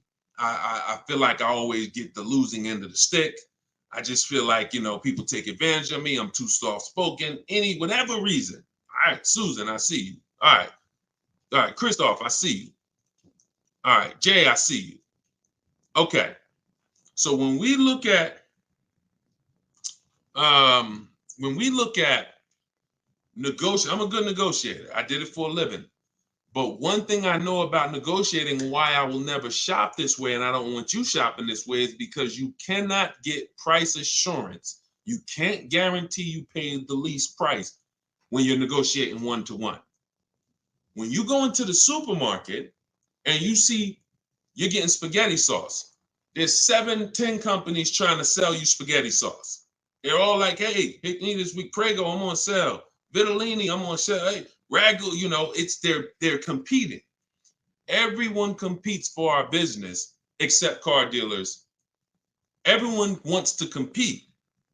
So the reason why we can spend money on these other items and we never have buyer's remorse is because we've seen so many options. Y'all get it? We've seen so many options. I knew I didn't overpay. If I told you right now, you got to go buy a 100-inch TV and you got to guarantee you don't overpay for it, you're going to be like, Deshone, I can do that. Why? Because you know where to go. I'm going on this website. I'm going on this website. I'm going on this website. I'm going to guarantee I get the best price on the TV. I'm telling you, bring that same thing to your car shopping. That'll eliminate your buyer's remorse. That'll eliminate you ever asking, did I get a good deal on this? Hey, did I overpay for this? Hey, could I save more money on this? Get multiple offers eliminates it. And there's no other way to eliminate it. Okay? So don't worry. I'm sure you did well, Milton. Enjoy your truck, man. And just know that whatever, I'm going to get better for next time. I'm going to make sure my family knows that they never got to ask this question. Every vehicle I buy, I'm going to make sure that I get bids, multiple dealers. I'm going to get enough bids to guarantee that I teach to get 5. In my book, I have a strategy, 25 to 5 shopping strategy. This is for new cars and leases. We connect with 25 dealers online. You're using all my scripts. You're using everything I tell you to type, copy and paste in my book. And you're going to get you're going to get at least 5 offers, 5 to 7. Once you get those offers, you're going to see about a $3,000 to $5,000 spread minimum. Now, if you take somebody like Kimberly, now Kimberly's spread was 20,000. This is Kimberly. She emailed me. She's in our private community in my private coaching program. She said, "How do I respond back to this? I don't want to get mad." She responded via email. You see, the MSRP on that vehicle was $86,961. She got a Maserati. Selling price was $66,261. $20,000 discount. This is why we don't get happy about any discount until we see all the offers. Because if she would have saw a $10,000 discount, Deshone, I'm saving 10 grand they're offering me. Okay. Is that the lowest bid? Well, no, I mean, but I just walked in, the dealer said they're going to give me 10 grand off. See how we can lose? We don't know what the bottom is, but when she gets her 5 to 7 offers, now she ends up saving 20 grand. It's different for every car, but if you don't get 5 to 7 offers, you won't truly know the bottom, and she's guaranteed. She has that price assurance. So we got to get bids. You could do it my way, which is the easy way, 60 minutes from home, using my scripts for new cars and leases, different strategy for used cars, or you could do it your way, which is calling around, stay in your house, call, talk to some sales managers, get 5 bids. It's up to you, but you get my book for 75% off. Get your copy, 75% off in my TikTok bio, and you'll have all my scripts. You use them for the rest of your life. All right, go ahead. Shoot the next one up, Dolan.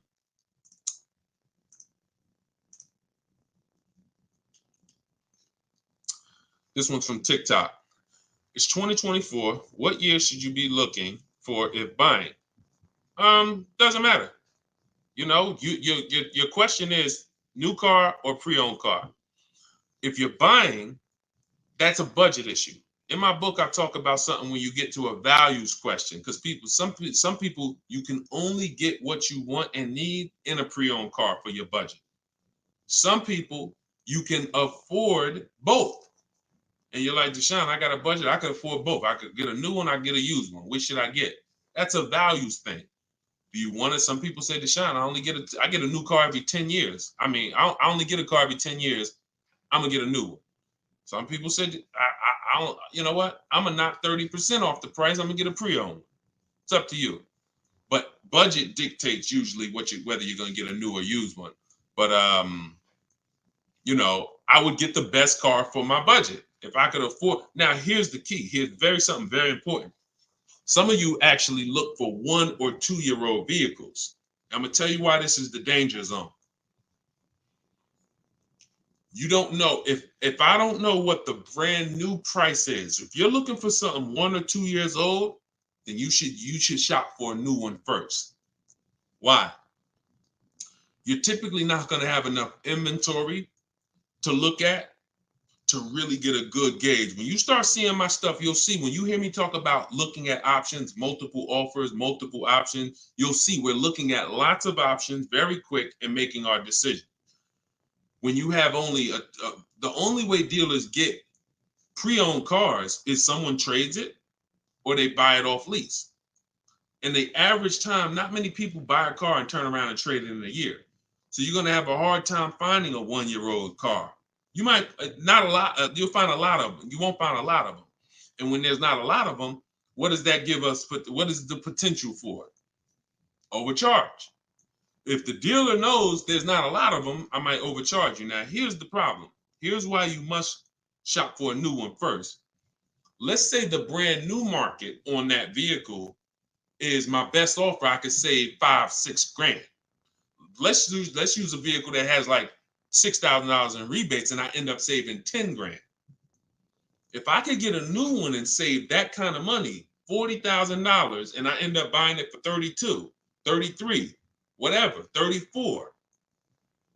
Now that's going to dictate the market, because some people will look at that 1 year old one for 32 and be like, okay, I like that price. That's a problem. That's a problem. Because why the heck would I buy a 1 year old one for 32 if the new market is I could get a new one for 34, $2,000 more, I get a brand new one. This only happens when we're looking at cars that are very new, 1 or 2 years old. If you're looking for a 3-year-old one, there's going to usually be lots of options, lots of inventory. 4 years, lots of options, lots of inventory, and you don't have to worry about that. Cool G said you answered my question. That's typically what happens, because a lot of you in here, although there's a couple scenarios, a lot of you in here, you got to realize your scenario is not unique. You have thousands of other people who are in the same exact scenario as you. So if you stay on long enough, you'll usually hear somebody ask a similar question, or you'll usually hear me answer a question you would have asked. But yeah, that's the first thing I would say. Focus on, if you're buying a 1 or 2-year-old one, you always shop new first. We got to know what the new market is to know what we should be saving on a 1 or 2-year-old one. If you're buying 3 or 4 years old, then you don't have to worry about that. Go ahead. Shoot the next one up, Dolan.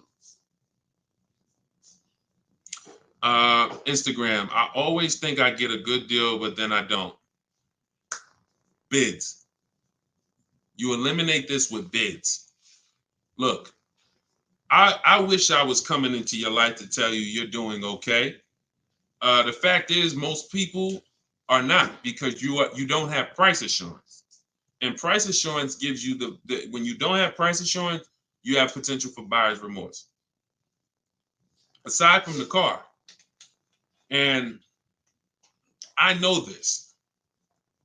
Look, I'm a nice guy. I consider myself to be a nice guy, but I'm in the bad news business, because I'm not meeting you telling you you're doing good and then, oh, you're doing so good, but I want to help you do better. I'm meeting you telling you that 99% of what you've learned about buying cars, leasing cars is wrong. And not only is it wrong, it's cost you thousands of dollars already. Now you get to decide from this day forward, are you going to change the trajectory of the finances that you pay for cars? You get to make that decision. But you got to admit you need help. You got to admit you're not doing as good as you would have hoped you were doing. And if there was 80 people out there teaching what I teach, then God bless, that would be a shame if you didn't tap into one of them. There's not. I'm one of the only ones that teach in this way. A lot of the stuff that I teach, I created it based on math and looking at thousands of scenarios, leasing scenarios, buying, people who buy their leases and creating and seeing where these people get jammed up. And now that information is available for you now. But in order for you to actually win, you have to admit that I need that. So if you think you're doing bad and you're like, yo, I'm done doing bad, this guy is here. He helps people. He's got proven track record. I got over 2 million followers on social media. I'm a very public person. We've been around for 3 years. If my stuff wasn't working, you would have heard it by now. But we have hundreds and hundreds of people, if not thousands, that have actually used what I teach to eliminate that statement you just made about, I think I got a good deal. You're going to sit at home, you're going to make people bid for your business, and you are going to know every single time that you paid the lowest price for the car, that you got the best interest rate, and that you got the most money for your old car. That is what we're going to do. All right, but you take the action. You could tap into live videos, or you could say, Deshone, I'm going to get your book. It's 75% off. It's a digital copy, which means anytime something updates, I update the book, and you got the new version, and you got all my strategies of how to car shop from home for the rest of your life. All right? I hate to see that, but I'm doing what I'm supposed to do. You see what I'm saying? I hate to see those messages, but I know I'm doing everything that God has put me here to do to stop those messages from coming. The rest is on you. All right? Go ahead, Dolan. Shoot the next one up.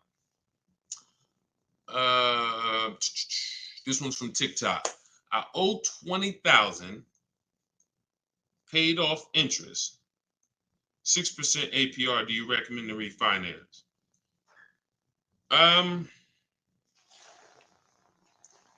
Depends on how low you could get.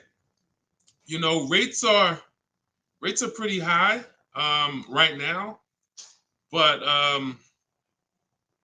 you know, I mean, maybe you don't go through the hassle of refinancing to save, you know, half a point. You know, that's tough. If you can't save a good amount of money refinancing, can't drop your, you know, but at the same time, money's money. So if I could save 1 point, that might save me $500 on my loan. 1 point on my interest rate might save me $500. So, I wish it was a site that shopped. In fact, we maybe in the future there will be. We're working on creating something like this where you actually can have these banks just automatically tell you through a soft credit approval what the rates would be, so you don't waste your time. But that's tough, especially because we're in a season right now where rates are high. So I mean, you might find out that you based on where rates are right now, that's actually a pretty good rate. In which case, it wouldn't make sense to refinance. I wish it was easier. Trust me, some stuff I wish was easy. The products don't exist. The websites don't exist. So anytime y'all see me talk about stuff like that, like it's because these things don't exist yet. And one day we hope to create them. Go ahead, shoot the next one up, Dolan. Great question. Great questions today. Absolutely, Matt. Yes, it would be great. That's why we're working on creating it. Okay. Yep. Come on, keep typing. We got a good we got a good amount of time left. We're going we'll probably stay on for another 15-20 minutes or so. When is the next time? Oh, when is the best time to purchase a car? Eric, I'm grateful for this information. My pleasure. That's what I'm doing. And listen, shit, look, could y'all run the likes up on TikTok? Tap the screen. If you're getting value out of this, before we answer this question, if you are getting value out of what we're talking about right now, type a $. Type a $sign if you're getting value out of what we're talking about. Y'all gotta understand something. Your people are out there suffering. They're losing. Look, in a nice way, I'm telling you, and you are saying to yourself, the more you hear me talk, the more you're saying to yourself, Dad, I've been doing this thing I've been doing this thing wrong. You were taught that. So you saying to yourself, if I haven't been doing half the stuff Deshone is talking about on this broadcast, I could only imagine how much money it's costing me. That's all going through your mind. That's fine. But you're in a place where you can now take action and change. Your friends are out there right now at car dealerships losing.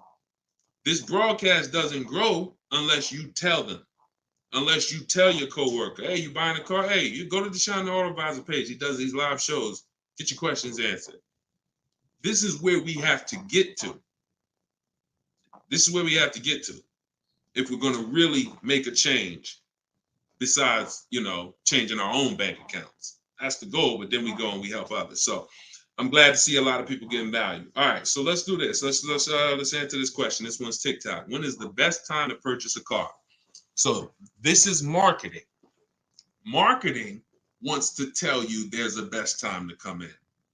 Now, imagine you own a business where the customers are so trained that they come in the same time every month, no matter what. That's the end of the month. So the car business has, through years and years of marketing, told you the end of the month, the end of the year, best time to buy a car. Imagine that. You got a barbershop and everyone knows end of the month come in, you just get a line out the door. But the fact is, there's no better deals being done that day than shopping multiple offers throughout the month. Here's why. They've told you, well, dealers want to make their numbers. Well, dealers are trying to make their numbers from day one. And when they see, we used to look up sometimes and we knew we had to do 250 cars for the month, 325 cars for the month. We look at the books, it's the 9th of the month, we only got 30 cars sold. What do you think is happening? We're getting a little nervous. We're not pacing to hit our numbers. Opposite end, I've seen months where we are ahead of schedule. What does that mean? We might hit our numbers on the 27th of the month, the 26th of the month. It doesn't matter. The best dealers are trying to hit their numbers throughout the month. So when it's the 9th of the month and no one's in the dealership and no one sold the car today and it's daggone tumbleweeds going through the showroom and everyone's praying for a customer, What do you think happens when a person reaches out then and says, hey, I'm looking for a car? But marketing tells you otherwise. Marketing says no matter what, coming at the end of the month. So there is no best time to buy a car. Here's what I would tell you. There's a best time to be in the market. In my book, I teach something, and I always teach this: 2 dates. Your no later than date and your as soon as date. No, as soon as date is the soonest day you can accept a deal. The soonest date you can accept a deal, that we call that you're in the market. That's step 5 in my book. In the market, looking at offers on websites, ready to take an offer down if it looks good. If a bid comes in and it wins, we're in the market. We don't do that until we can accept an offer. Now, once that's done, once we've established our as soon as date, we need to ask ourselves, what is our no later than date? Your no later than date might be end of the year. You might be saying, I got a kid going to college. I got to get a car by the time they go in the fall. You might be saying, I get a car by end of this month. That's your no later than date. Now, the time in between those 2 dates, that's our leverage. Because this is how long you can say no. This is how long you can look at offers and say, no, sit at home, using the way I teach you. Look at used cars, look at the used car market. Look at the new car offers. Look at the lease bids you're going to get, the quote you're going to get. No, you know what? I'll reach out next month to see what the programs are, because programs change every month. Used car trends change every month. So when you're in the market early, there's so many benefits. Car not coming for 6 weeks. I want a black car. It won't be here for 6 weeks. A person who's coming in the dealership today and they need a car today, they can't get that car. You can. So being in the market early allows you to establish contact with dealers. If you're shopping for a new car or lease, establish contact, get bids, look at offers, say, you know what, I'll follow up next month. It also allows you to be top of mind when somebody's sitting in their car dealership and they're like, look, all right, y'all, we're behind on the numbers. Anybody who makes us a reasonable offer today, we're accepting it. Now, every salesperson goes and looks at who they've been talking to, who couldn't get them to buy with the first offers. They couldn't get them to buy when they was trying to take shots. Now they're like, okay, hey, look, hey, Chris, man, are you still in the market? Look, I could do that deal now. Hey, we need a deal. See, when you take advantage of what I'm telling you and you start to understand these 2 dates that's in my book and that you'll hear me talk about, you'll understand that sometimes our best deal doesn't come in the first month. When I was shopping for my mother's Mazda 3 years ago, when she got her lease, I entered the market in October. I was looking at the offers. I didn't like them. Next month, I looked at them again. Didn't like them. December came. Dealer I've been talking to said, hey, this is the new programs. Hey, I got this car. This is what I could do. We got a deal. Couldn't do that if I waited until December to come into the market. Couldn't do that if in October, I needed a deal. So there's no best time, in my opinion, to shop for a car because, as I said, beginning of the month could be a great deal. End of the month could be great. Beginning of the year, when you're talking to multiple dealers, somebody's going to say, I need to sell a car immediately. That's why we do this from home. But the best way to buy a car, in my opinion, is to know these 2 dates and to use that time in between those 2 dates as your leverage to say no. All right? Look, I can't give you short answers. Look, I'm a put that one up. We're going to go to that question now. We're going to go to this one on Instagram now. But understand, this is why we have been losing short answers for major 5-figure items. Got to give you the long version. Because once you learn it, once you see, this is repetitive. Once you get one car, two cars using the cars from home strategy, you're going to see. See, that's why when the first time you use this stuff that's in my book, first time you use the car from home strategies, whether you're using them manually or whether you're like, Deshone, I want to use exactly what you say, your scripts, I want to do it your way, doesn't matter. Once you see, I do this over and over.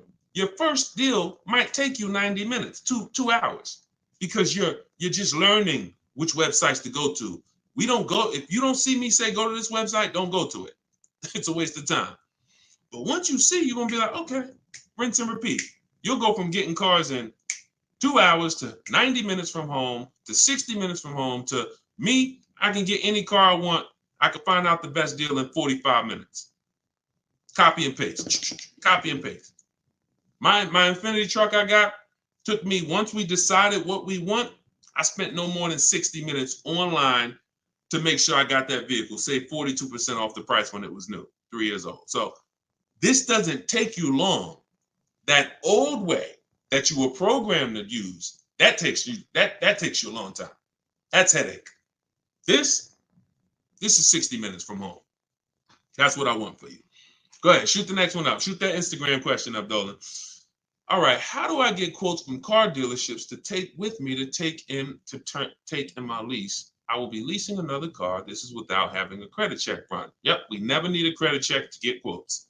Now, some people will tell you that. Now, if you're at home, then you'll see when you're at home, there's a script that I use when a dealer says they don't do something, and we require all our customers to be here to get a quote.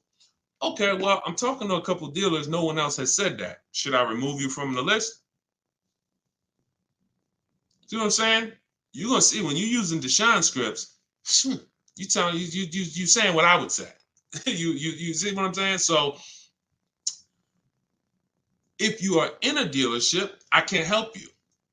I don't even want to even talk about that. I'm not going to tell you how to go, and it's like oil and water. Somebody called me back when I was first coming out the business and I was first starting this education business, and they said, Deshone, somebody told me to call you. I'm in this Toyota dealership, man. I'm trying to see how do I get the price down on this car? I said, get up and walk out. Get up and walk out. Because if you're in an 80% dealer, you can't, no matter how much they take off, you lose. The only way you're going to win is to sit at home. I can't tell you how to mix the old way of shopping where you have no leverage, where you have no price guarantees, where you leave, no matter what price you get, you always wonder, could I have done better? I can't tell you how to mix that with what I teach. But if you're willing to unlearn that and say, okay, that's what the car business taught me. That's what I learned it from my parents. That's what the car business taught my parents. But no, we're going to do this. I'm going to use what Deshone teach. This is a car salesman, 14 years. Now he's educating us from an insider standpoint. You come out of that and you sit at home and you call and you could do it manually. You could do it manually. I can't twist anybody's arm to get this book for $24. But if you're going to do it manually, realize there's people trained and you're going to talk to them, which means you got to be aware when you talk to them. That's why I say only ask for sales managers. Only ask for sales managers. Because if you try to do this with salespeople, some sales managers will make it hard, but you got a better shot. But you need to get 5 quotes. Doesn't change because 80% of dealers are overpriced. Now, my way, in my book, I teach something called the 25 to 5. It's all online. So we're contacting 25 dealers through their website, and we're having conversations with usually 7 to 10 of them, copy and paste scripts you're using, and you're keeping the conversation moving forward. Our first goal is to see who has a car I want. Before I even talk to you about anything, I want to see out of this 25 dealers who has a car I want. Second thing I'm going to do, once I identify who has a car, I'm going to request a quote. But I need to give them everything they need to quote me. I need to give them my zip code so they can run the tax. I need to give them what I do for a living to see if I qualify for any rebates. I need to give them what cars I have in my household, whether I own it, lease it, own it outright to see if I qualify for any rebates. I need to give them my my soon as date, my no later than date. This is all copy and paste in my book. So the reason why some of you have a hard time shopping online is because, one, you're dealing with trained people, and two, you don't know what information to give so that they could even give you a quote. So if you're giving, so my book, you're using copy and paste, and we're never talking about credit. It's not even a question. In fact, one of the things we say in one of my templates is assume tier one. So we're assuming tier one, getting our offers, and then we are not letting anyone run our credit. This is not just for leases.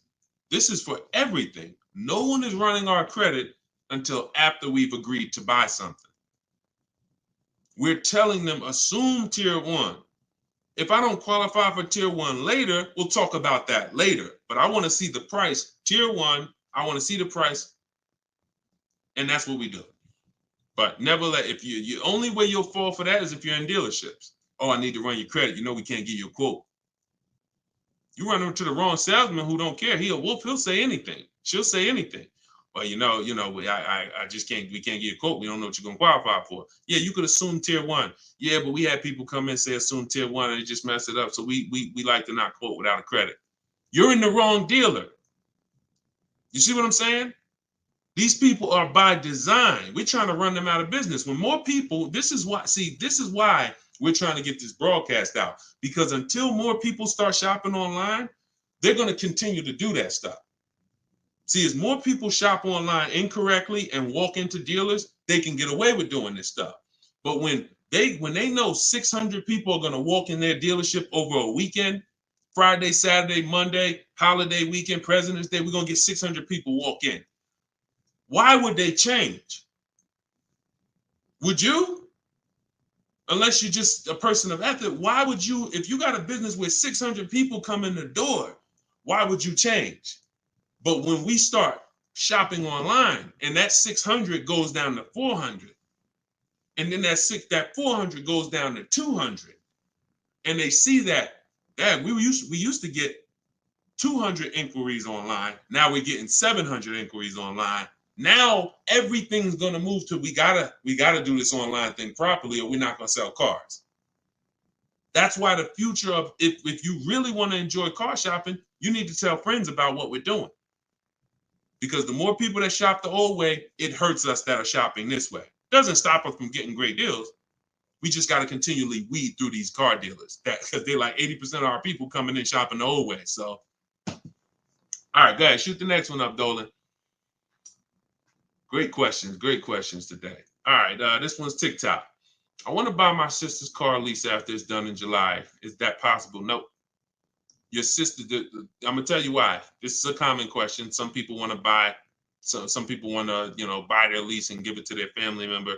The family member can't buy it directly because only two people can buy a lease. When you buy your lease, there's only two things there's only two types of payoffs. A customer payoff, which is for the customer, and a dealer payoff, which a dealer could pay. That's it. There's not a third part. So what would happen is they would have to buy the car and then sell it to you. And if there's a loan on it, that's going to be, it's going to take a little time. It's not impossible. It's essentially a private sale. They're buying it, paying the loan, going to buy the lease out, and then they're going to write up a purchase order, and you're going to get a loan. You're going to have to get you're going to essentially have to get a private party loan to buy that vehicle from them, when you could just go and learn to get your own great deal on a used car. See, why, if it was easy, then go do it. No problem. Buy my sister lease. But if I just told you that it's not easy, it's a lot easier for you to just learn to get your own great used car deal, then that's what you should be doing, in my opinion. Because that other way, I just told you what it's going to take. All right? Go ahead. Shoot the next one up, Dolan. All right. Keep them coming. We got a couple more minutes. Let's go. When will you be live again so I can inform my people? Mike, we're working on getting a link in my bio where you could actually just go to that link and get a notification. You'll see it on a calendar. Hopefully we'll have that by the end of the week. And you'll be able to just be aware. Right now, only the people on my email list are going to be notified. But yeah, hopefully in the next about a week. Hopefully in the next couple of days, we'll be able to have that where you'll be able to see the calendar and join. All right, so just stay close. Stay close. This is all stuff we're optimizing day by day. Every day we're optimizing this, so just stay close. All right, go ahead. Go ahead, Dolan.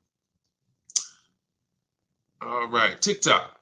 What if I buy at a lower interest rate with a longer term, but make extra payments monthly? I mean, if you have the discipline to do that, I think if you're I teach something called the rule of 72 in the 10th birthday. What does that mean? We don't take a loan longer than 72 months under any circumstances, and we have the car paid off by the 10th birthday. So we're not going to take a car that, give you an example, and why does this rule exist? Because I've seen all the bad scenarios that I've seen, or most of them, exist when people have loans on a car that's older than 10 years, or they have a loan that's longer than 7 years, 8 years, And so when you typically have a car that is, you want to get to a point where the car is paid off so that you can put money to the side for incidental emergencies, repairs, maintenance.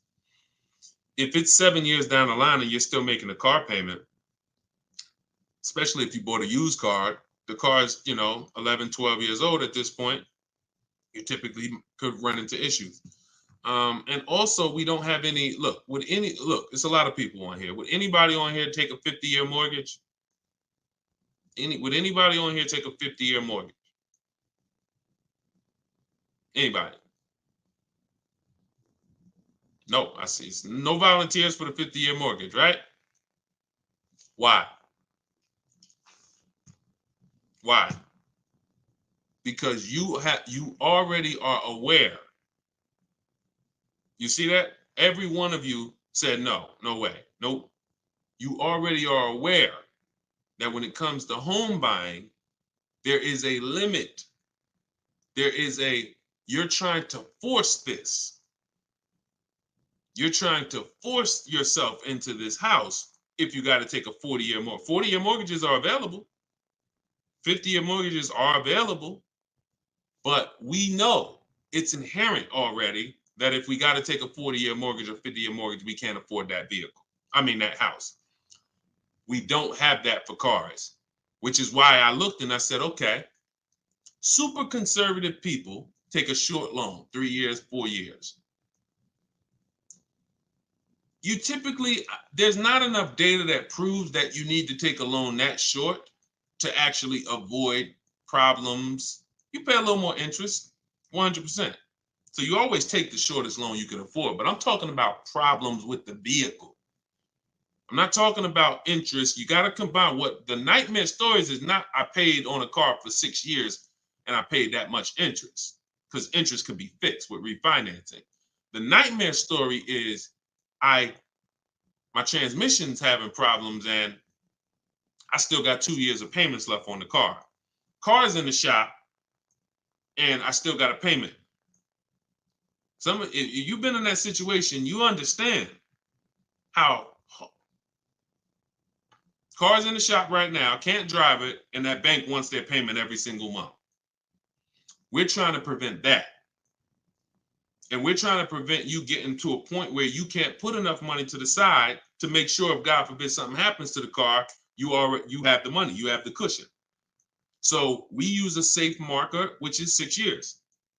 But we combine that with the age of the vehicle, because I've seen people buy a car knowing they can't afford it, but they're buying an older one. Deshone, I want to get that BMW. Deshone, I want to get that Jeep, that new Jeep. Deshone, I want to get that whatever. Okay. But the one you want, in order to get it where you want it at, you got to take a 7-year-old one. 7-year-old one, you need to pay cash for that vehicle. Why? Because what you're going to do, if you tie a 6-year loan to that 7-year-old vehicle, now that vehicle's 13 years old before it's paid off. So when that transmission goes, or when things start happening because the vehicle's 9 years old, 3 years, now nightmare. So I had to create these boundaries. You don't have to use them. You can step over them. It's okay. But now you know there's boundaries. See, I'd rather you know. If you get my book, you get your copy, you get your book, Cars from Home, you'll see full of boundaries. Full of boundaries. Strategic moves, strategic shopping, ways to look at car. Okay, when I'm buying a used car, I need to make sure the Carfax look like this. I need to make sure that boundaries. You've never had them. So if you step over them now, at least you know you're stepping over a boundary. At least you know you're taking additional risk. See, if there's no speed limit, how do we know we're speeding? Once they put, speed limit 65. Okay, now I know when I step over that, I'm breaking a boundary. So this is what we are bringing to car shopping. Based on horrible circumstances that we're trying to help you avoid. Like buying a car and then it breaks down and you still have a loan on it. So that's the thing. Rule of 72 on the 10th birthday. We don't take a loan more than 6 years, and we have to have a car paid off by the 10th birthday. So if we're buying a 5-year-old car, we can take a 5-year loan. If we're buying a 6-year-old car, 4-year loan. If we're buying a 3-year-old car, then we can take a 6-year loan. Not a 7, because we're not going past 6 years. So we can't have the age of the car and the years of the loan be more than 10. That's going to create a lot less risk. Now you said, Deshone, I can't get the car that I want with a 6-year loan. I can't get the car that I want. That means in our minds, you can't afford the car. You can do what you want. But at this point, if you got to get a 7-year-old car and you got to put a 6-year loan on it, you can't afford that car. You can go do it because you're grown. You can do whatever you want, but you're taking a lot of risk. And that's all I want you to know. So if God forbid something happens, or if it doesn't happen, you're like, man, I made out. That was a little risky. But if something happens, you can say, Dad, took a little risk and I shouldn't have. You understand? All right. All right, we're an hour and 22 minutes in. You know we could go all day, y'all. I really want to continue to. All you guys are chatting with a video recording. Slade, you see what I'm saying? This is what I call confidently wrong. You know what I'm saying? Person comes in. You know look. How you feel, Slade? How you feel? All right, so look, y'all. We'll wrap it up. I will see y'all on the next one. Like I said, in the next couple days, we should have a link in the bio where you'll be able to see exactly when we're live. Jump on.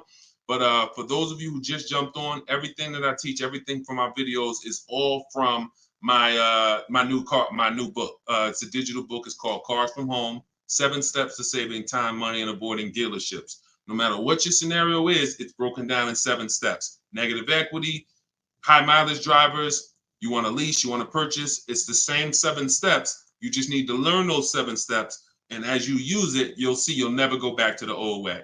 You'll never go back to the old way of shopping again. Once you start getting great deals in 60 minutes, 90 minutes from home, making people compete for your business, and you can get your copy for 75% off for 30 minutes. After that, it goes back up to $97. So you can go and you can actually click the link in my TikTok bio, grab your copy, or click the link in my Instagram bio, grab your copy, or you go to Deshone's book in the comment section, or scan the QR code. All right. I see Slade didn't comment. Slade, I wanted to see what you was gonna say, man. You ain't comment again, man. You know, I'm trying to probably dipped off, man. But anyway, I appreciate y'all. We will be back more for live, and I appreciate you. Tell your friends, go watch Deshone's live broadcast, because we want to peel back the curtain, man. We need y'all saving money. All right. Let's keep unlearning, keep relearning. God bless you.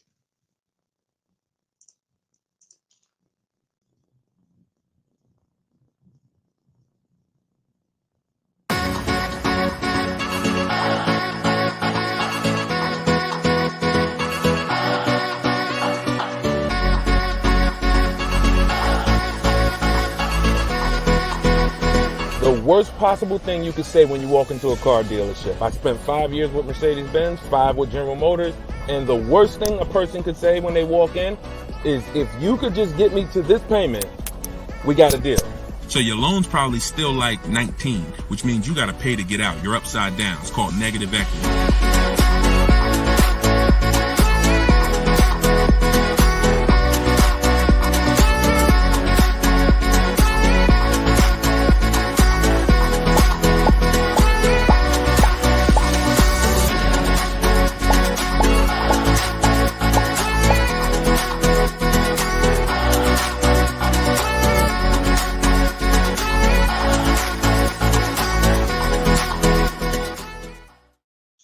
Welcome to episode 3 of Car Shopping Questions and Answers. I'm your host, Deshone the Auto Advisor.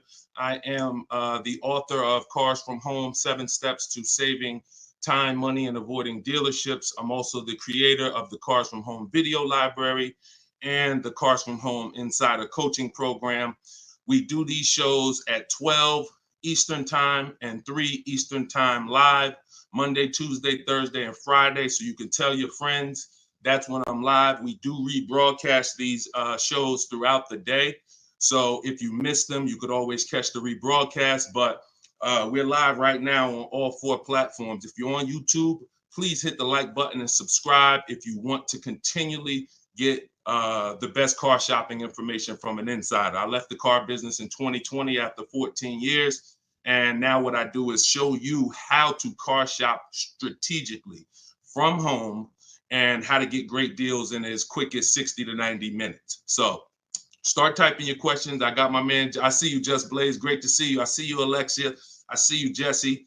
Start typing your questions. We're going to have my man Dolan, who's moderating in the background. He's going to bring all these questions in from all 4 platforms. So, oh, by the way, the show is sponsored by my new digital book, Cars from Home, 7 Steps to Saving Time, Money, and Avoiding Dealerships. You can get your copy for 75% off as part of our launch in my TikTok bio, in my Instagram bio, or you can click the link, Deshone's book, or scan the QR code. Let's throw that QR code up for them, Dolan, so they can actually see it if they're watching on a television.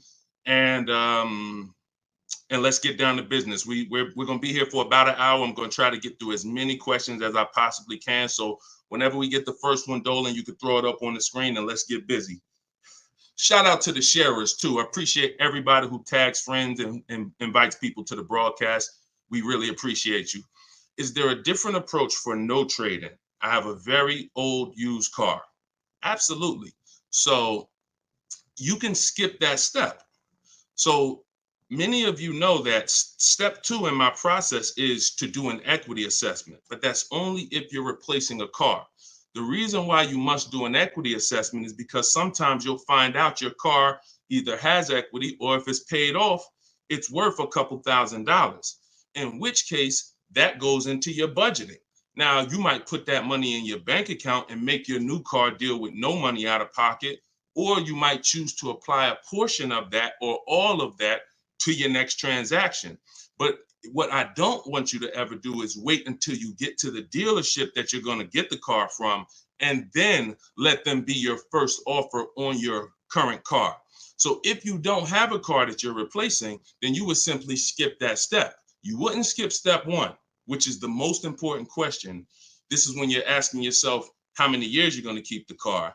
But you skip step 2, the equity assessment, because you don't have a car. Now, in your case, if you have a very old car, you still probably want to list that car on Facebook Marketplace because it's still worth something, unless you just want to keep it around your household. But if you don't have a car to replace, then you would simply skip to the budgeting step. And in which case, when you decide whether you're buying or leasing, you would be moving towards your budgeting, whether you're leasing and assessing how much the car you're going for should lease for, or whether you are purchasing and you are budgeting to see how much car you could afford based on whether you're going to pay cash or based on whether you're going to get your loan. So that's just a step you skip. Great question though. Okay, go ahead, Dolan, shoot the next one up. Does MSRP include all of the dealer fees? No, it doesn't. MSRP on a new car. Could y'all keep running those likes up on TikTok? Welcome to the new people. Type your questions. We're live. It is like we're 100% live on Tuesday. So start typing your questions and we'll get to you guys. But start tapping the screen so we can shoot those likes up and let TikTok know that we're talking serious business over here. Thank y'all. I see y'all running them up. Okay. Does the MSRP include all dealer fees? So it depends on what dealer. Usually no, because 80% of dealers, as I say, we have about 8,000 people that we've worked with since 2021, between the people who've gotten my book and the people who've used the video library, the Cars from Home video library. We get people data from all around the country. And what we see is about 80% of dealers are overcharging you. whether they're not giving you the discounts that their competitors would give you, or whether they're marking the MSRP up with bogus fees that they will try to convince you need to pay if you want to buy from them. So the only way that if you're talking about, like, let's say I'm shopping for Toyota Highlander. When I'm looking at for example, let's say I'm shopping for a Toyota Highlander and I'm going to lease it.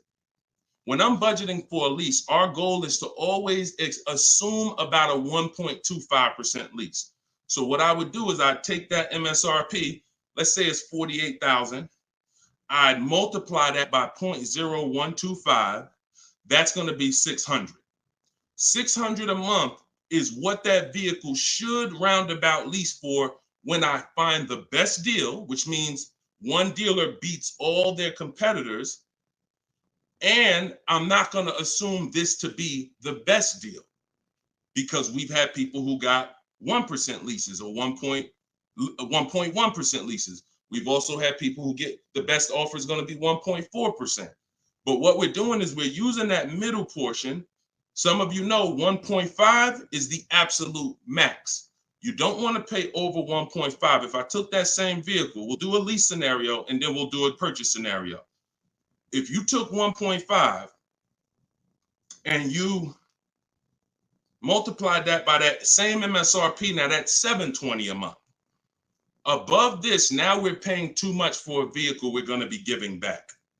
And the purpose of a lease is to avoid the natural depreciation that someone who's buying is going to take, and also to drive a lot of car for the money we're paying. So the lower percentage we pay relative to the MSRP, the better the deal. So everyone's going to charge different things. That's why we must get bids. We can't depend on a dealer who's going to say, oh, I'll honor the MSRP. And if I'm purchasing, then some dealers are going to not charge that same vehicle, that same $48,000 vehicle. Some dealers are going to charge $49,000 for it. Some dealers are going to charge $50,000 for it. Some dealers are going to charge $48,000 for it. And some dealers are going to charge less for it. We don't know who's who, which is why we must get bids.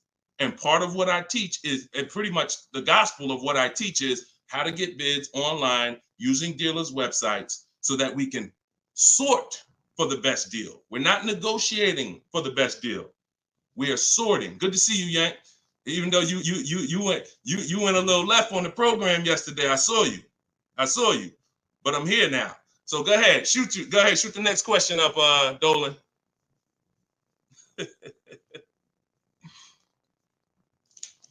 Okay, this one's from YouTube. Brandon, I have good credit, but for some reason they always tell me I need a cosigner. How do I get around that?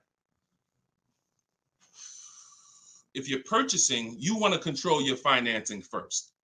So I wouldn't let the dealer tell. If you have good credit, what you should be doing is you should be purchasing your car, locking up your best deal, and then coming home. And this is for all of you. Who's going to be purchasing a car? Who's going to be purchasing? Now, if you're not keeping your car 8 years and you're new here, then you're going to find out that you should be leasing. But for the time period, I'm just going to base it off of what you know already. Who's going to be purchasing a car? Type me in the comments. Matter of fact, I need to see Instagram because I can't even see. I know, Dolan, you can see it, but I need to see Instagram as well. Hold on. While I'm doing this, y'all type if you're going to be purchasing. Okay, I see you, Brandon. All right, hold on one second. Let me get to Instagram. All right.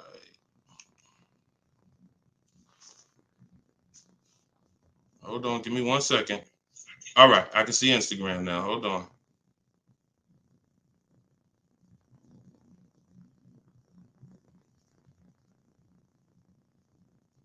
Give me 2 seconds. Okay, here we go. So if you're going to be purchasing, let me mute that. Yeah, I see you. She's like, please see us. I see you, LA Connects. Now I can see you. Okay. So if you're going to be purchasing, then what you're going to be doing is actually getting you're going to get your car. Do not let anyone touch your credit. No, this is for all cars, Crows. Just stay put. We talk about new cars, leases, and used cars. Stay put. Like, we got lots of people on 4 platforms. So you never want to let anyone touch your credit until you have already found your car. This is the mistake that you make, because dealers are going to try to get you to commit to them. And when they try to get you to commit to them, you have to be sharp enough to know, under no circumstances are you running my credit before you win the bid. Now, if you're doing it my way, you're not even in the dealer. But once you find your car, you are going to lock that car up. You're going to get a purchase order, a buyer's order. That's that long form receipt saying your information, the car, the price you paid for it, and you're going to take that home now. And that's when you are going to now go online or go to your bank or your credit union's online website, and you are going to now do hard inquiries and let all of these people access your credit so that they can bid for your interest, for your loan. So we want to guarantee we don't pay more than we could have in interest in our loan.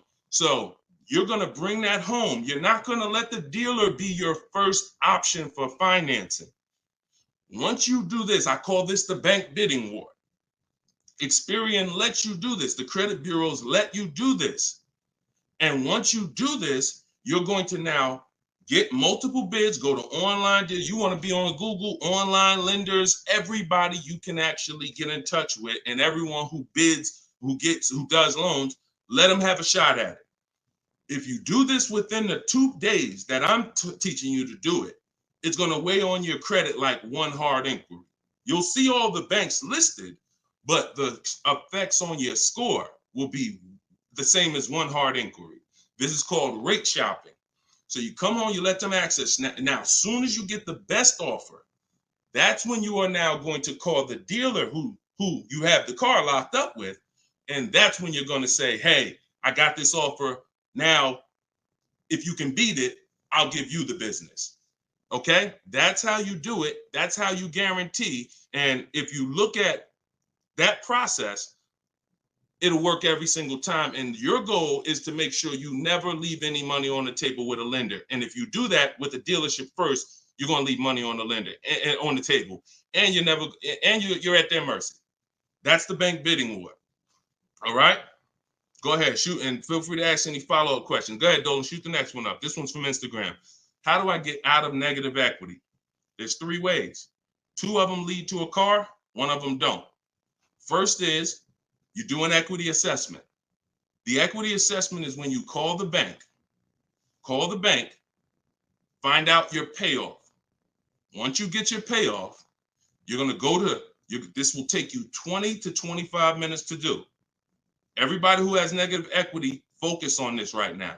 You're going to go to CarMax.com, Driveway, Carvana, Kelly's Blue Book Instant Cash Offer.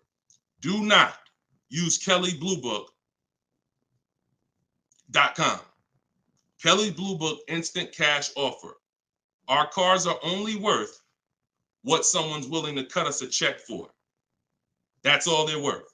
So these companies I'm giving you make you a cash offer. That's what we want. Kelly'sBlueBook.com. Instant Cash Offer. Car Guru, Sell My Car, and Auto Nation, Sell My Car. That's going to get you 6 offers. Now your best route to go is whatever your negative equity is based on those offers. If you can pay the difference, that's where you want to go. If your best offer is 21, but you owe 23, you want to pay that $2,000 and get out that car. Because the second route I'm about to tell you is going to give you a greater amount of negative equity. And then when you go to do this, you're going to see that you have less control. So your second route, if you can't pay the difference, is you must get the car from the dealer who actually you're buying the car from. You must give them your old car because you need them to wrap your loan. You need them to wrap that negative equity into your new car deal because you can't pay the difference. And 9 times out of 10, the car is not going to be worth to that dealer what it's worth to CarMax or Driveway or Carvana or one of these online bidders. So you'll find that your highest offer from the online bidders might be 21. Your highest offer from the dealer you're going to get your car from might be 19 because it's not worth that to them. So that's why I say plan A is pay the difference. Plan B is if you can't, you have to get your car from that dealer and ask them what to assess your car and see what it's worth to them, because you need them to build it in. Now, if your negative equity is too much, if you have too much negative equity, then you're going to have a problem getting out, because you're going to have you're going to mess up the loan to value ratio. You can't move 15 grand over on top of a $30,000 car and expect the bank to approve it. They're going to require you to put money, in which case you got to stay in that car. You either got to put the money down to get out, and if or you got to stay in that car and pay down that balance. Those are the only two ways. And the cause of negative equity is you don't understand leasing. 9 times out of 10, I've been doing this since 2006. 90% of you who have negative equity, the cause is you don't understand leasing. In the next 2 days, I'm going to do a leasing versus buying class on this show. So make sure you are tapped in so that you can understand how much not understanding leasing has cost you already, and you can stop listening to this bad advice about leasing. Okay? All right, y'all. Listen, I'm not seeing the shares. I'm going to be honest with y'all. Y'all know I keep it straight. I'm a straight shooter. I'm a straight shooter. We live right now, and we talking about financial information that no one in this world is talking to you about at this particular time. It's not 20 Deshone the Auto Advisors out there. Tag somebody, invite somebody. Don't be selfish, okay? That's the problem. What got us into this problem is selfish car dealers. So if we're going to solve this problem and help people, we need to all participate, and we need to be inviting people to this show so that our friends a year from now don't come to you and be like, damn, man, I got this horrible car deal, man. And now you know that you were sitting on this show talking about how to get your great car deal, but you're not telling friends. So shout out to the sharers. I appreciate y'all. All right, go ahead. Shoot the next question up, Dolan. I see you, LA Connects. Appreciate you. Let's go. When I see leases advertised on TV or radio, why do they always have thousands do a signing? Well, this is a similar question. All right, Steve Phillips asked a question from TikTok, and then I see Dreamer asks about advertised leases that she sees that always require thousands down. So you always tell people how to customize your lease. You do not go into a dealer. If first of all, we only go into a dealer to test drive. If you're shopping for a new car or a lease, you should only be in the dealer for 20 to 30 minutes, and your only purpose to be there is to test drive or to pick up your car because they won the bid. This is what I teach. This is all in my book, Cars from Home, 7 Steps to Saving Time, Money, and Avoiding Dealers. You can get your copy for 75% off in my TikTok bio, in my Instagram bio. It's a 7-step system for leasing, purchasing, new cars, used cars, everything. But part of this particular way, we shop. Shopping is not buying. And what the car business has taught you to do is mix the two into one. You go shopping to decide what you want. That's the purpose of shopping, y'all, to decide what you want. Deciding what you want is test driving, making sure your kids can fit in the car, making sure it has enough room, making sure it feels good.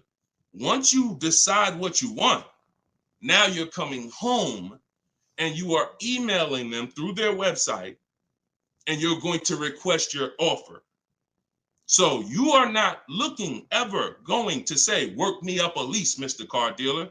If you say work me up a lease, they're going to work you up a lease based on probably a couple thousand down, probably leave out the tax and the fees, and you're going to deal with that nightmare of traditional car shopping. You are always going to request your leases with no money down, zero. Now, I want y'all to remember this. We do not want to use this term anymore, down payment. We want to start using, remember this, and I want y'all to write it after I tell it to you. total out of pocket. Total out of pocket.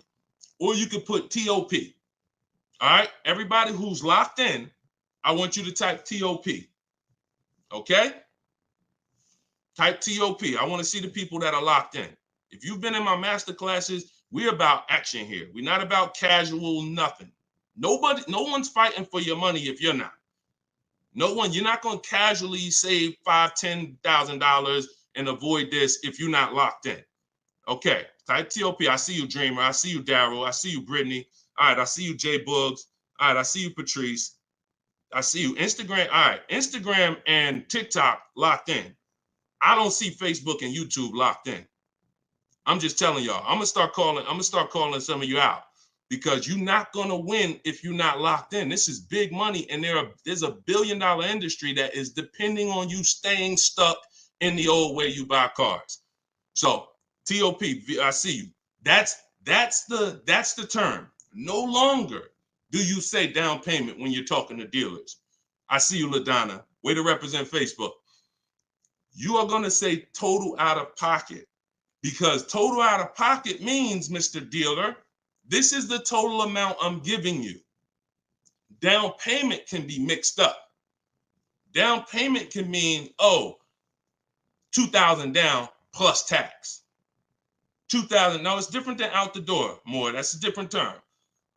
There is a place for out the door price, but in this particular case, we are using total out of pocket when we are contacting dealers to request our offers. First payment is the only thing we are putting out of pocket when we're getting lease offers.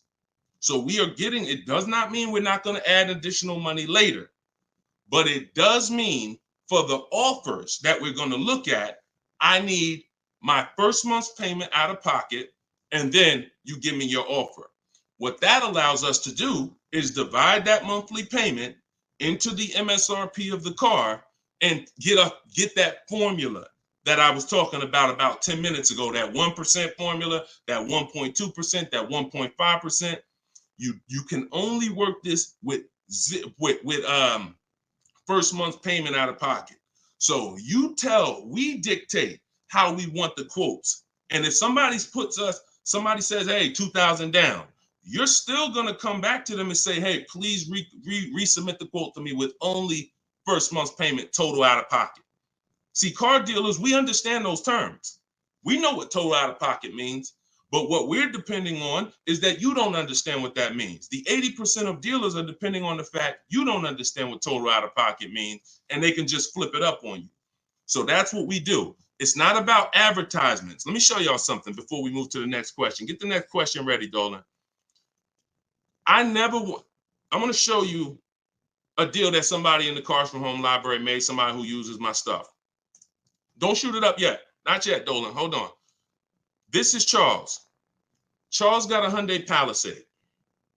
$48,000 vehicle, $48,595. We always request our quotes with 12,000 miles per year, always. If you're going to do, Deshone, I do 18,000.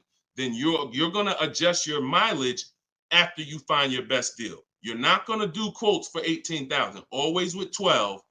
And then once we find our best deal, then we're adjusting. But Charles got $597 on a $48,000 vehicle.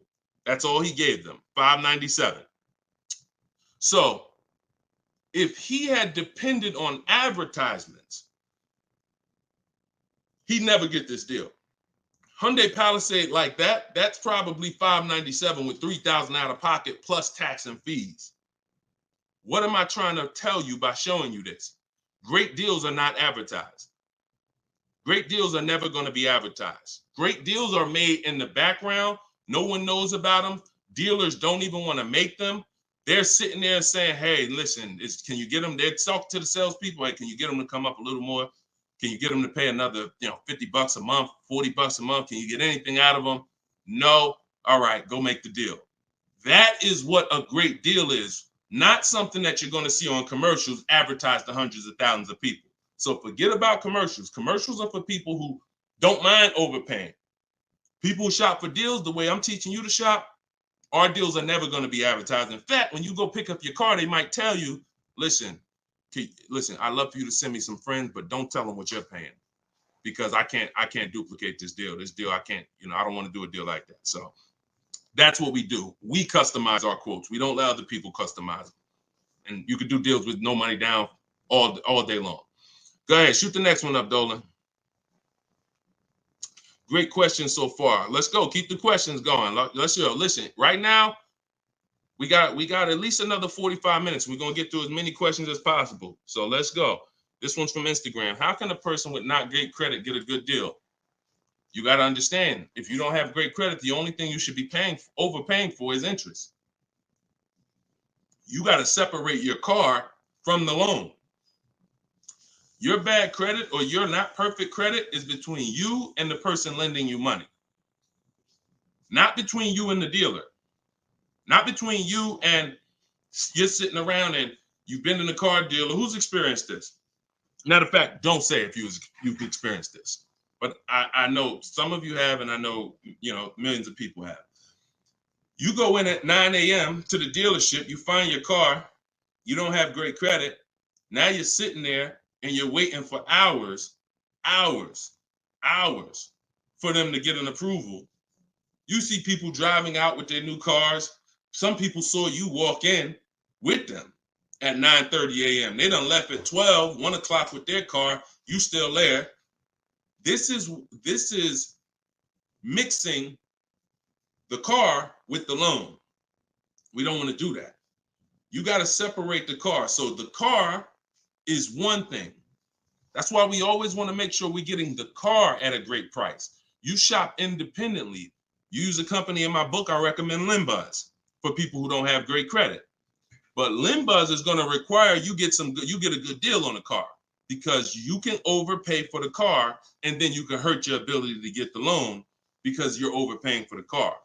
So you must make sure you are using strategy, shopping multiple offers. If you're shopping for a used car, we could talk about that depending on if somebody asked the question. If you're shopping for a new car, whatever you're shopping for, you must make sure that you find the dealer who's going to sell it to you lower than anyone else. Now, once you find that, you're going to independently have your financing. And if you don't have good credit right now, one of the companies I recommend is Limbuzz. And Limbuzz will usually approve people that a lot of people won't approve. They work with a lot of people who don't have good credit.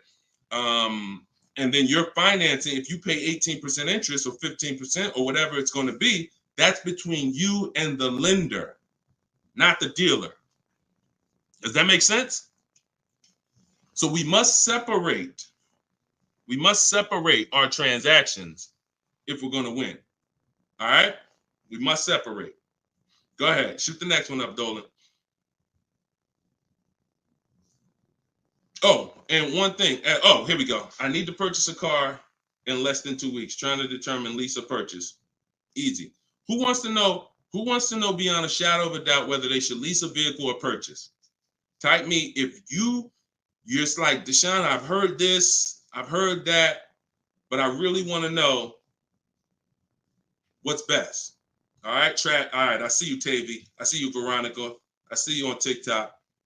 TikTok is commenting fast. I need Instagram. All right, I see you, Patrice. All right, I see you, The Well Life. Perfect. All right. TikTok and Instagram is on point. Facebook and YouTube, y'all got to type fast to keep your hands by your keyboards. All right, Terrence. Okay, so here is the determining factor. In my book, I teach 7 steps. To 7 steps. It doesn't matter. The first step is the most important question. The most important question, I want y'all to remember this. It's tied to something I created called the 8-year rule. The most important question is, and I want you to answer it, for everybody shopping for a car, or if you will be, how many years are you keeping your next car? This is the first thing you ask yourself. This is the first thing when your family is looking for a car, your son, your daughter, your spouse. The first thing you're asking yourself is, how many years am I keeping the next car? So answer that question. What you're going to see is You're now, if you're learning from me and you're going to use what I'm teaching you, it's going to be a system. We're not winging it anymore. We're not randomly shopping and doing things based on, all right, I think I should do this now. I think I should do this now. My book, all of this is in my book, Cars from Home, 7 Steps to Saving Time, Money, and Avoiding Dealership.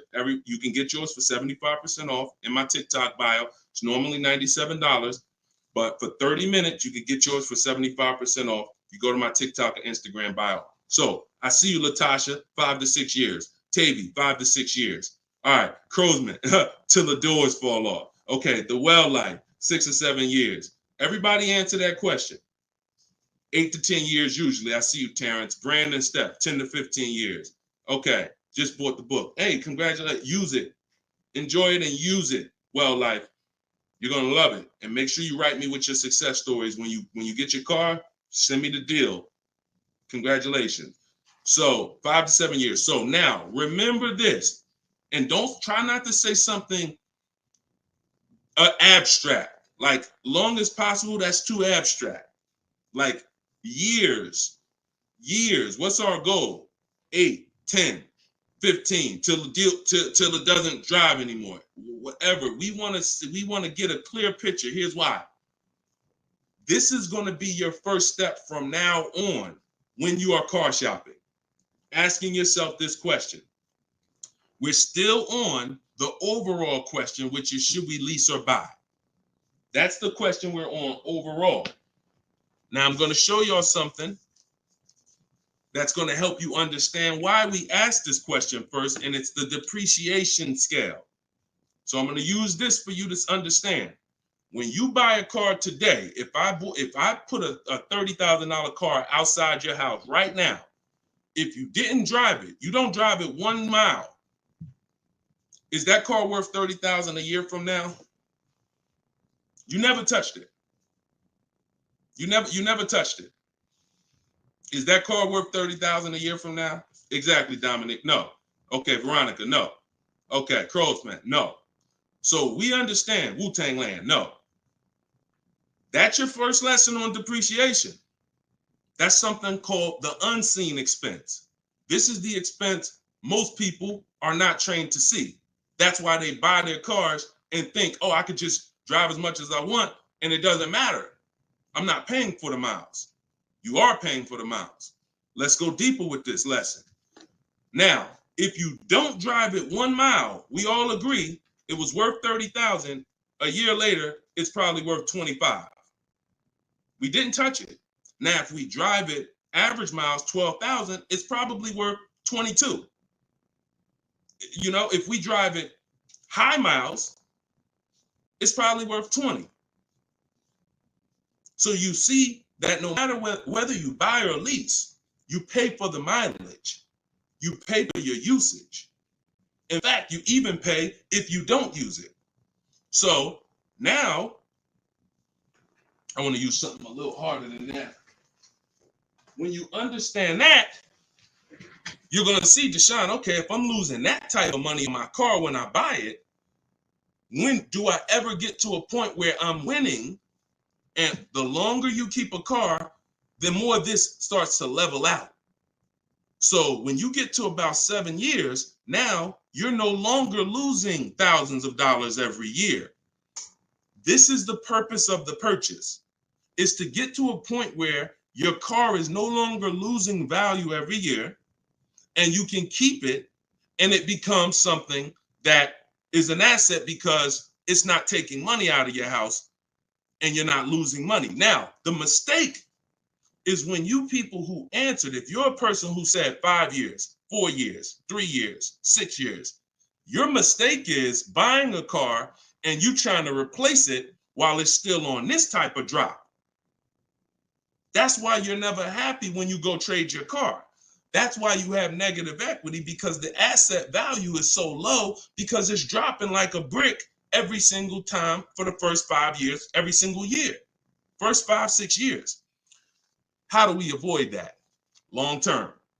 So every one of you that said, Deshone, 8 years, 10 years, you should be purchasing. Deshone, what if I'm not keeping it that long? You should be shopping for leases. because you cannot compare. Look at Danielle. Look at Danielle. Danielle's lease deal, she got $44,000 Audi A3. She's paying $550 a month. No money down. That same car, if she bought it, would be $900 a month. Every $5,000, some of you know, is about $100 a month on a 5-year loan. Depends on what the interest rate is. So that same car that she's driving for $550 would be about $900 a month to buy. So we have to understand, the leasing versus buying question is so easy once you just follow these parameters. You are avoiding depreciation when you get great lease deals, or you're avoiding depreciation when you buy and keep 8+ years. Anytime in between that and any other strategy, you are not avoiding depreciation. The unseen expense is what's taking the most money from your household, is the unseen expense. Everybody clear on that so far? If you're clear on that, type clear. If you're clear on that, type clear. I call this the 8-year rule. You will not, if you stick to this, you will win every time. And if you break this rule, you're going to lose every time. See, I can't help you get a great deal if you bought when you should have leased. Think about Danielle's deal that I just told y'all about. $550 a month on an Audi A3. Even the person who bought and they were paying $900 a month, even if they saved another $5,000, got a ridiculous deal off the car, which we could get. We help you get the best deal. That's no problem. But if you bought it, you're still $8 something a month.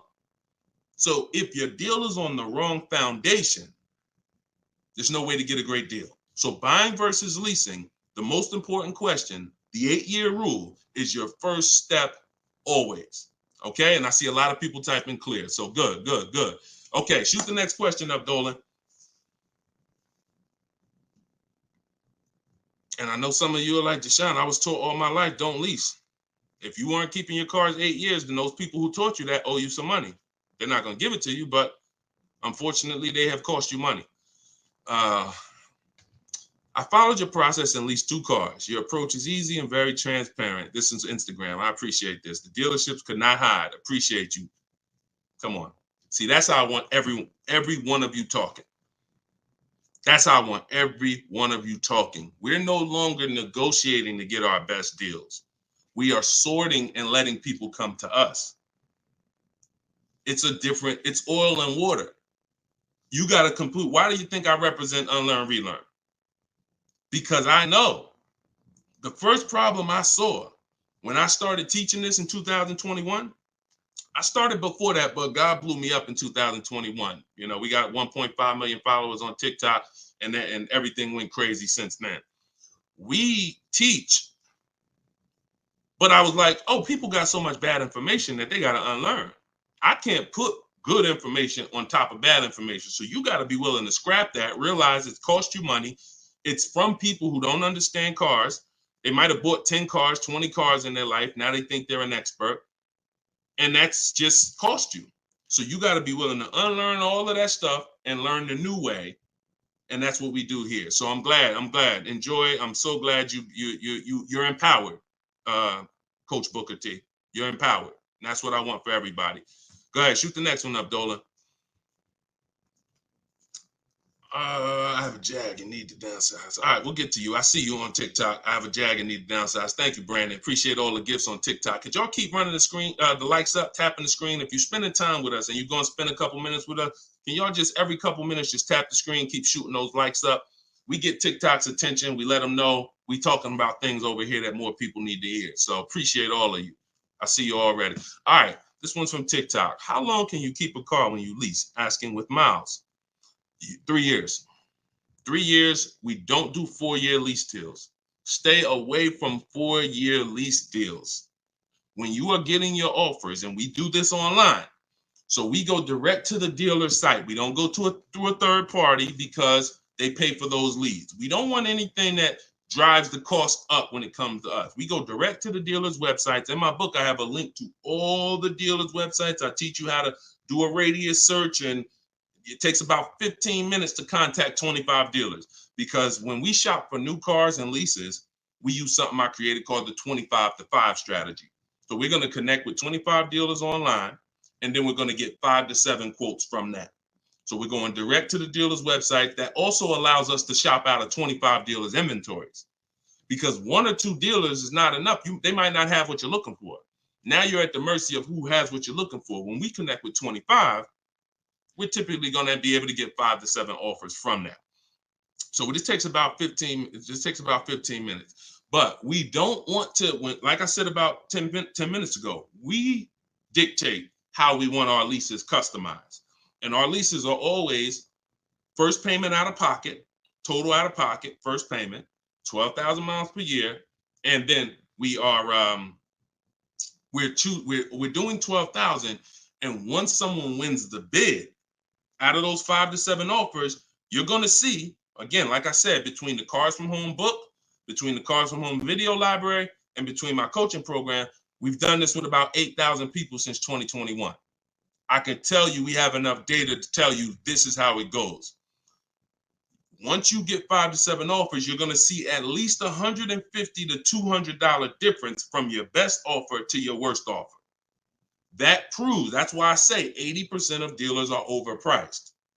So once you see that bid, you're going to, but we dictate that 3 years.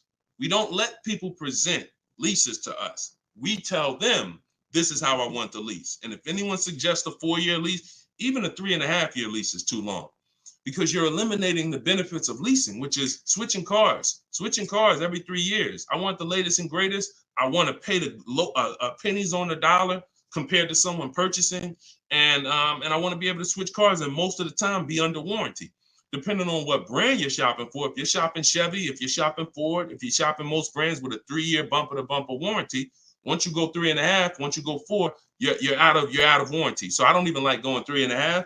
If it's a ridiculous deal for 3.5, maybe, but I'm typically 3 years, 39 months, maybe, and that's in my template. We'll do 3 or 39 months. 2-year lease deals are rare. You don't really see great 2-year lease deals. But if a manufacturer has it, then a dealer would tell you. When we contact them, they'll tell, hey, we got a great 2-year lease deal. Are you open to that? Yeah, we're open to 2, but we're not open to going longer than 39 months. We're paying too long on a car we're giving back. Go ahead, shoot the next one up, Dolan. Great question. All right, I see you. Perfect. Great questions. All right, Facebook. What's the best credit score to have when looking for a good deal on a brand new car? It's no way to dictate that. All you can do is now, if you're at a point where your credit is in that fair range, which is in that low 6s, mid 6s, then I would tell you, if you can, get yourself up to close to 7, get yourself up to 680, 690, 700, because that fair range is but that's really mostly with leases. But even even if you look, some of you are homeowners. When you buy a house, we're trying to get our credit to wherever it needs to be. If it's not there from the get-go, realtors will tell you, get your credit here so that you can get a mortgage. If you have the luxury of time, then sure, work on it.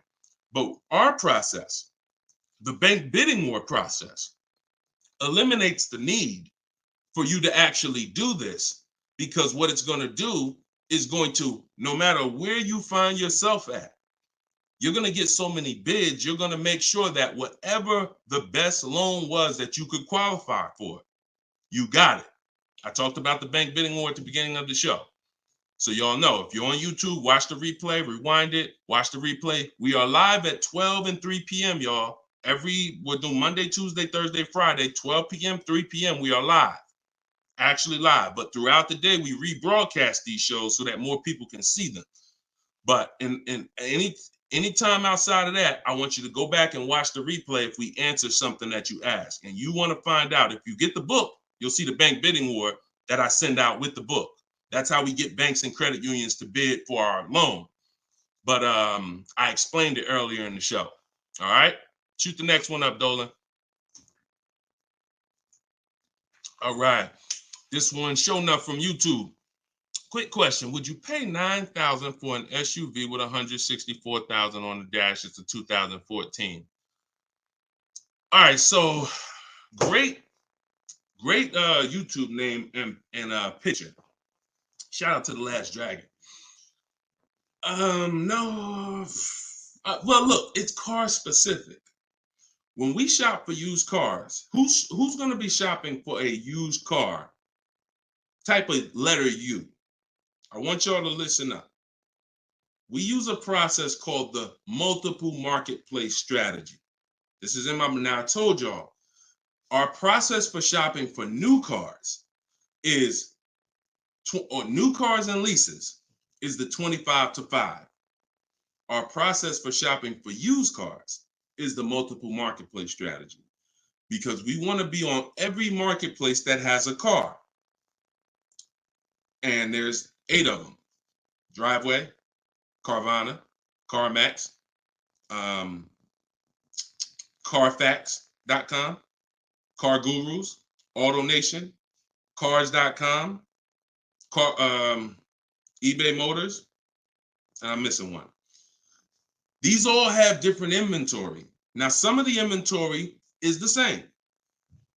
I've seen times where you go on you go on Auto Trader, and the price hasn't been updated, but you go on Car Gurus and the price has been updated. So there's a car for 36, same car on Auto Traders is 34. So you must be on all marketplaces.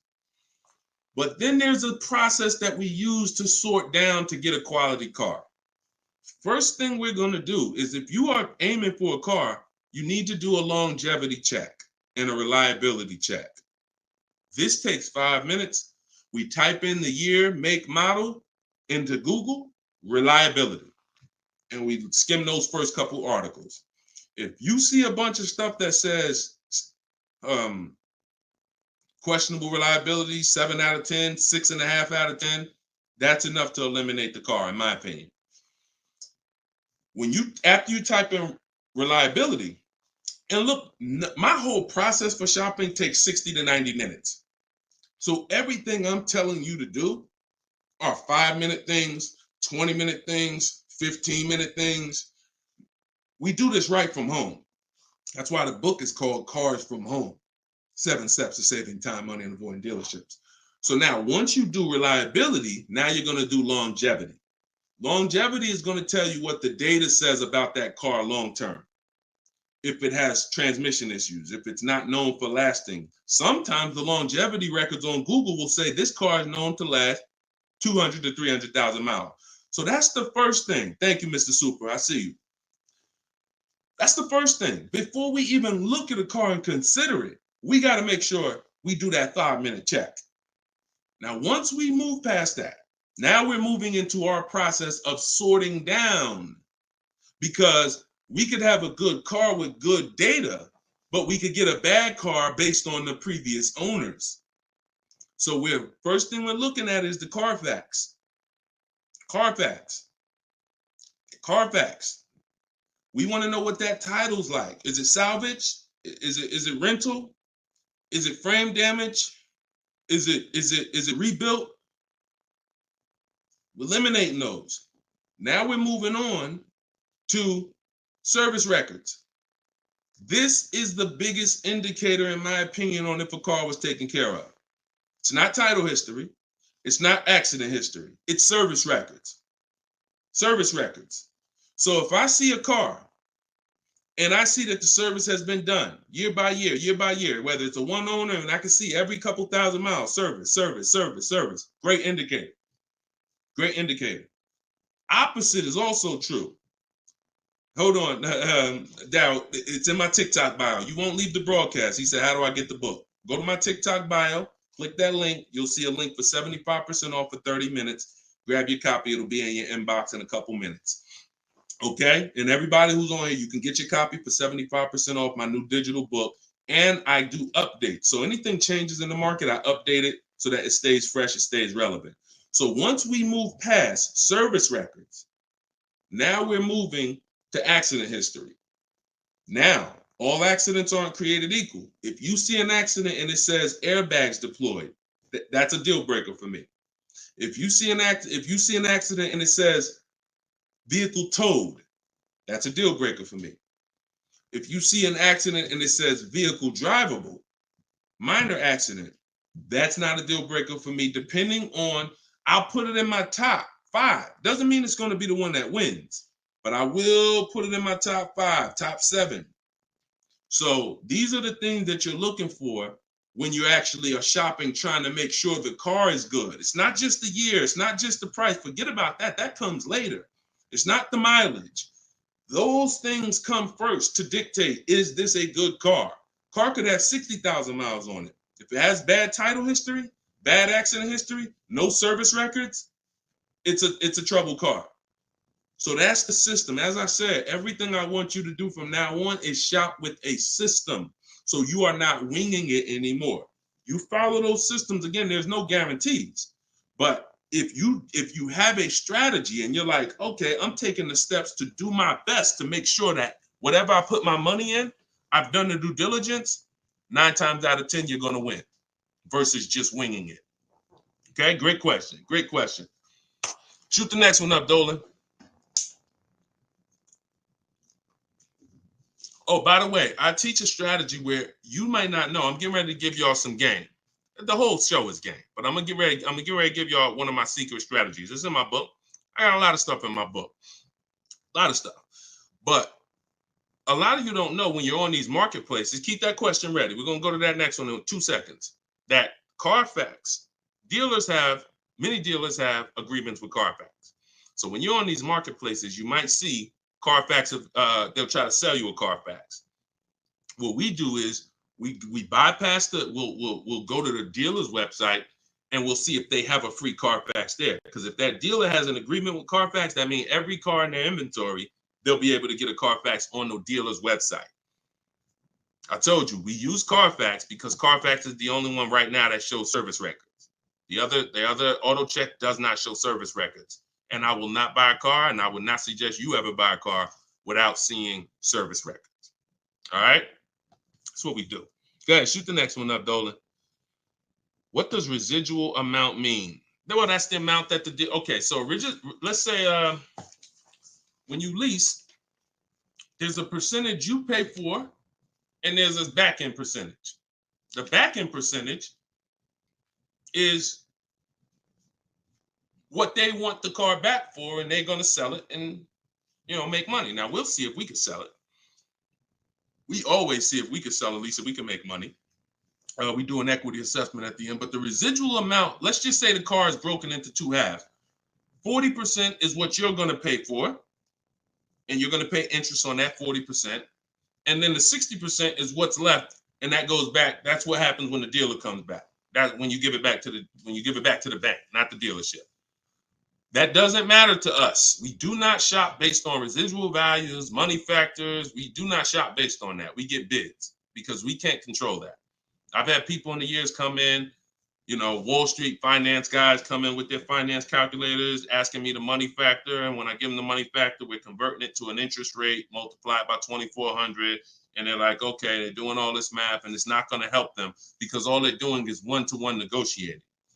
You don't get your best deal doing one-to-one negotiating. You get your best deal by making multiple dealers submit offers and bids. So you can know the residual all you want. You don't know the rebates. What if there's no rebates? You don't know that.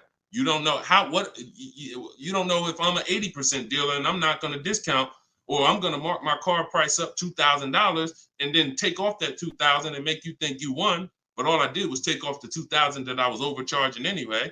So you don't know who you're dealing with. That's why one-to-one never works. Sitting at home and getting bids from at least 5 dealers. My way is the 25-to-5. We're going to connect with 25 dealers online on their website, send them my template. You can send them an email, letting them know what you want. In my book, I have links to my templates and my video library. You're using all my stuff and you're not talking. We connect with 25 and we're looking to get 5 to 7 offers. That's the only thing we can control. We can't control the residual amount. We can't control the money factor. We don't shop like that. It's not going to help you. In fact, it'll slow you down and it'll hurt you because you're overanalyzing things that don't even matter. And trust me, I love numbers. I love numbers. I was in calculus in 11th grade, so I can do this stuff in my daggone sleep. But what I don't want is to teach you to do that, because I don't do that. It doesn't take that. None of these people that you see, look, when you see Eddie, matter of fact, he bought, hold on. When you see, look, let me show you Benita. Benita in the middle of the pandemic. The reason why I always show Benita is because in the middle of the pandemic, She got a Kia Telluride when people were paying $5-10 grand over sticker form. Kia Telluride, $600 a month, 36 months. She drove out. It's like a $46,000 vehicle. People were paying $800 a month. Some of you may know somebody who's leasing a Kia Telluride that they got during the pandemic. If they didn't put money down, they're paying $800 a month, $700 something a month, minimum. Now, one thing people will never tell you though is the money they put down. So don't even ask them, because people tell you, oh, I'm paying $600 a month myself. They'll never tell you they put $4,000 down though. Never. So, but yeah, when you are shopping like this, you're getting bids. She doesn't know what the deal is going to be until she shops.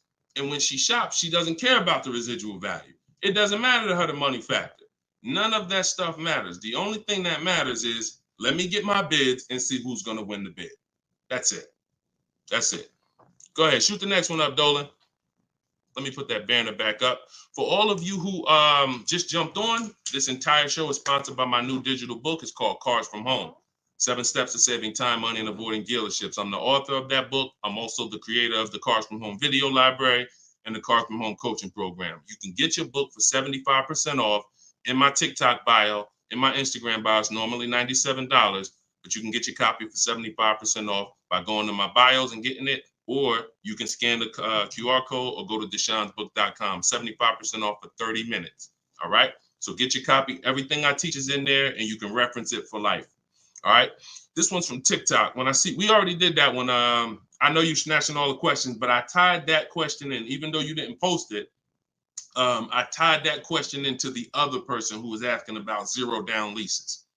All right. Thanks, Dolan. Okay. This is another one from TikTok. Lease mileage is, let's go Instagram. Make sure you're typing your questions. All right. Make sure you type in your questions, Instagram. We live every day at 12 and 3. So let's see. TikTok. Lease mileage 10,000 under allowable. Does that value when getting next lease? No. What you're going to do is you're going to do an equity assessment. You are not going to, how many people right now have dealers calling them, telling them to come in and they can get you out of your lease, or they could trade you out of your car and put you in another car? How many people have either phone calls coming in, emails, or you get mail? Hey, Leo, good news. We need your 2019 car. We have somebody looking for that car. How many people are getting those emails or those calls right now? When you get those emails, look, all of them, look, look, I do every day, Matthew said. Look, so when you get those calls, what they're doing is we have automatic algorithms, like automatic technology that generates these lists for us. It's not that they saw your car exactly and they're like, oh, I love your particular car. So what you got to know is, what's the goal? The goal is to get you to come in and get you to have them be your first offer on your vehicle. Now, we never want a dealer to be our first offer. Hold on, Tiffany. We never want a dealer to be our first offer. We want the dealer to be our last offer all the time when it comes to our car that we're replacing. So you're going to do something, Wanda, called an equity assessment. You're going to call the bank. You're going to ask the bank 2 questions if you're leasing. 1 question if you own. What's my payoff? That's the question everyone asks. If you're leasing, you're going to ask the second question. Do I have a third-party restriction? If they say no, then you need to write that down. If they say yes, you need to account for this. Once you hang up that phone call, you're going to do this equity assessment, which is going on the 6 websites I mentioned earlier: CarMax, Driveway, Carvana, Kelly's Blue Book Instant Cash Offer, AutoNation, Sell My Car, and Car Guru, Sell My Car. Every one of those sites, if they ask you, if you have a loan, if you are leasing, when they ask you, is the car owned, finance, leased, you're going to put owned. Don't put lease, because it triggers something in their website. They don't know how to separate third-party restrictions and not. And just so you know, for those of you who think you can't sell your lease because you have a third-party restriction, you're wrong. We sell leases with third-party restriction. A third-party restriction doesn't mean you can't sell your lease. It means you can only sell your lease to a dealership that sells the same brand. So if I have a Nissan lease, I can only sell my lease directly to a Nissan dealer. And I'm selling and getting what? What's the best? What do we do? Bids. I'm not, every Nissan dealer is not the same. So for those of you who had third-party restrictions, I saw a lot of people, oh, I had to buy my car and resell. We don't do that.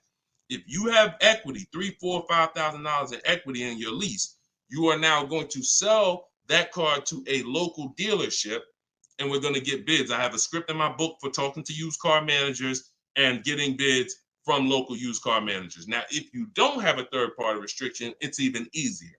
You're going to get those bids, those 6 bids, and you're going to sell to one of those. If you have a finance, it's even easier. Finance and no third-party restriction is pretty much the same. You're going to sell to the highest bidder of the online dealers. And if you have to replace your car, you're just going to keep those offers on hold, because some of you are going to say, well, I could make $3,000 selling my car, but I need to find my new car first. No problem. In my book, I teach something called timing the transaction. You're just going to put those offers on hold. You're going to start your shopping, and you're going to find the dealer who's going to win your bid to sell you the car. And then you're going to pick up your new car and sell your old car the same day. These companies cut you a check. This isn't like Facebook Marketplace. You go into CarMax, literally they inspect the car, they cut you a check, you leave with the difference. It's not a 2-3 day thing. This isn't like, oh, I need to. No, this is very simple to do.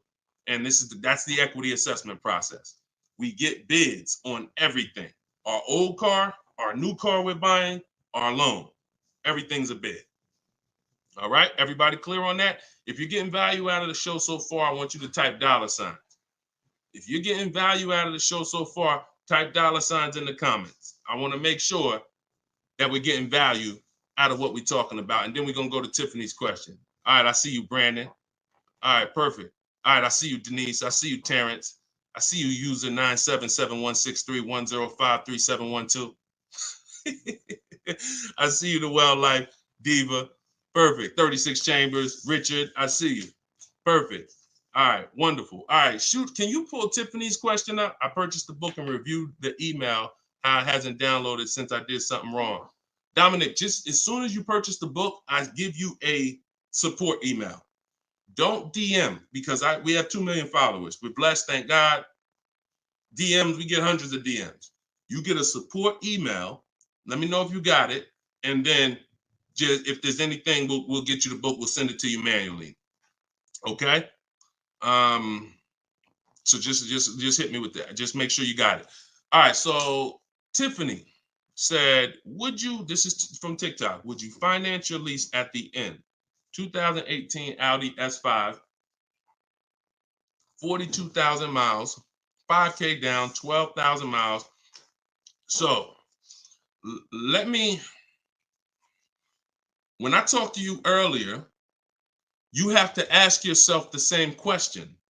If you were here earlier, the most important question is, how many years are you keeping the next car? You're going to ask yourself the same question right now, because you're about to buy another car. You have to see your lease. Buying your lease, you have to see it as buying another car. It's a used car. That's what you're doing. Hold on. Okay, LA Connect, do me a favor. Hold on. LA Connect, shoot me a DM. I'll look for your DM, and you get the support email. You don't get the support email. As soon as you purchase, the thank you page says, here's the support email.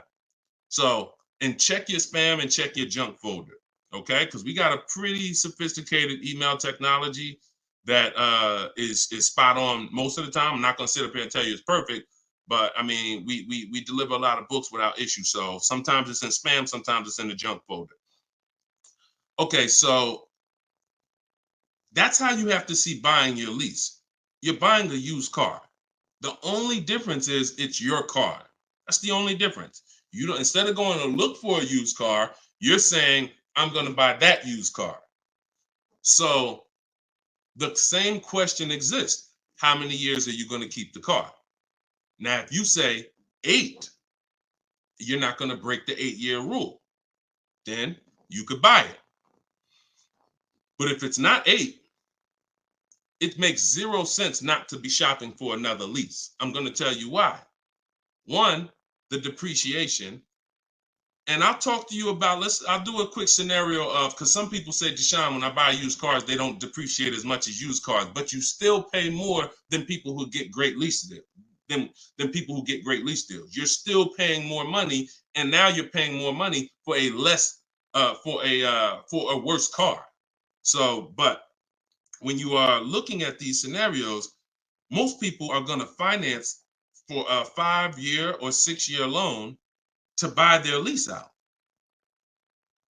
But you've already had the car for 3 years. So you have to say to yourself, what's the likelihood I'm going to keep this car that I've already had for 3 years for another 3 years? Tiffany, if you didn't get, if the new lease payment, if that's not the best offer out of 5 dealers, then that doesn't matter to me, because we don't care about what one dealer says, especially a dealer who's going to try to see you. Some of you are too loyal to these dealers, and you got to stop. I'm not loyal to any dealer. No one who listens to me is loyal to any dealer. We are done with being friends with dealers. We don't need to go to a barbecue with our car salesman. We don't need to do that anymore, because we need to make car salespeople compete and different dealers compete. Tons of people will walk in, get one quote from an old dealer or a dealer that sold them 2 cars, and that quote is $900 a month, and they're like, oh, I guess that's what the car costs. Not realizing, no, that's what the car costs from that dealer. That's what it costs from that dealer. Your competition is going to be $1,000 a month, $1,050 a month, $850 a month, $790 a month. I told you, when you shop the correct way, you are going to expose the dealers that are overpriced. That's why that person who came on here, who Dolan put that comment up that said, hey, I use your stuff, dealers can't hide. Because it's an exposing of the overpriced car dealers. We see the people who are overcharging us, because when we see that best offer is $790, and then we see another offer for $840, another offer for $890, another offer for $920, we realize all of those other higher price offers were taking a shot at us, hoping that we weren't going to shop them. But that's okay. We're buying from the 20% who beats their offers. So before we ever make a decision to leave, we must shop 5 offers, and none of you are going to realize that this is right. See, like I said, between my book, the Cars from Home Library, and my coaching program, we've helped 8,000 people since 2021. These are the numbers. 80% of dealers are overcharging you. And if you don't have multiple offers in front of you, at least 5, you're not going to ever find the best price dealers. And you don't do this the hard way, going into dealer to dealer to dealer. You do this sitting at home on these dealers' websites, requesting your offers, looking at offers strategically. That's why my book is called Cars from Home. My system is called Cars from Home. We spend time here. We're not in a dealership for more than 30 minutes. Okay? So getting back to your question about buying your lease, I'm not buying a used car. I'm not switching my strategy. The philosophy of going from a lease to a purchase is a total strategy shift. That means I'm going from a short-term person who doesn't like maintenance, who doesn't want to put more long-term, who doesn't want to keep a car long-term. I want to be under warranty most of the time. I want to drive cars for pennies on the dollar, compared to people who buy. Now I'm switching that to become a long-term person, because there's a different set of values when you're buying cars for 8 to 10 years to 12 years. That means I'm going to pay off my car. I'm going to get to the point where it's not depreciating a lot anymore. I don't care about having the latest and greatest. Once my car's paid off, I just got a car that's 7, 8 years, 9 years old, but I'm going to keep it in my family for a long time, and I'm going to win that way. I'm going to win by having that car 10 years. The longer I keep it, the less I paid for it. If I keep a car 15 years, the less I paid for it. I keep it 12 years, the less I paid for it. So it's 2 sides of the spectrum. That's why when you buy your lease, you're going from one mindset to an entirely different mindset of buying a used car. So the best thing to do is just learn how to shop the way I'm teaching you to shop, so that you can get great lease deals. They are out here. I showed you Bonita. Bonita got a great lease deal, middle of the pandemic. Middle of the pandemic, when there was blood in the street, people coming out of car dealerships with axes in their head. That's how much they overpaid. That's how much they overcharged. They got 10,000 over sticker, 8,000 over sticker. Bonita's taking deals down.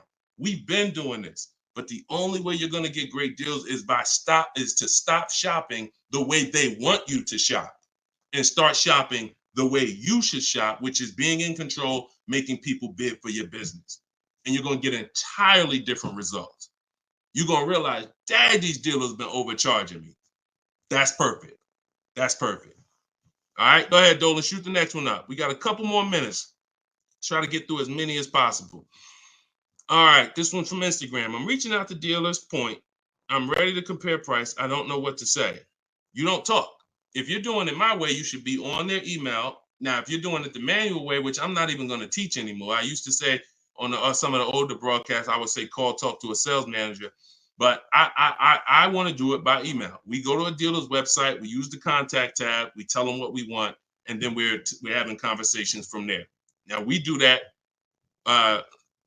We do that with 25 dealers. We always get a separate email.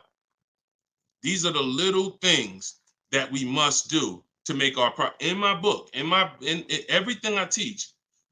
It's for a reason. We get a separate email. We get a Google Voice phone number because we're not talking to people. If we're talking to anybody, we're talking to sales managers. We are not talking to salespeople unless we're setting up a test drive. And even that, there's a way we do it. We want to talk to the most experienced salesperson. We want to talk to the person who has a great history, who everybody loves. We want to talk to the person because the wrong salesperson won't even have the car ready for you when you get there to test drive. New salesperson just started. He over there, thinking about how he'll just. So we got to even act for the right salesperson to set up a test drive. But we're not talking. See, when you're not talking, you can stay out of emotion. Even the first time you use my stuff and you start using my scripts and my templates, you're still going to be a little emotional, unless you're just some of you have a very like stoic personality. Some of you have a very whether it's military or whether it's just your natural personality, you don't get emotionally involved. This is what you need to be. And some of you who are emotional, you're going to see there's no reason for me to be emotional anymore using this. I'm at home, I'm in control, I'm making people bid, and I'm not talking to people where they can get me emotional and I can say something that's going to hurt me or cost me money. So we are doing all of this online through their website, letting them know what we want, requesting our offers. And like I said, we do something called the 25-to-5 strategy, where we're connecting with 25 dealers online to get 5 quotes. That's how we shop for new cars and leases, not used cars, new cars and leases. So you shouldn't be talking saying, I don't know what to say. You are reaching out to them. First thing we're going to do is let them know what we want. After we confirm the dealer has what we want, then we're going to request our quote and our offer. So that is what, and if you are shopping for a purchase, then we're requesting an all-in quote. We're requesting an or total, all fees, everything included. And if we're shopping for a lease, I talked about earlier how we get our lease quotes and how the format that we have when we're shopping for our lease quote.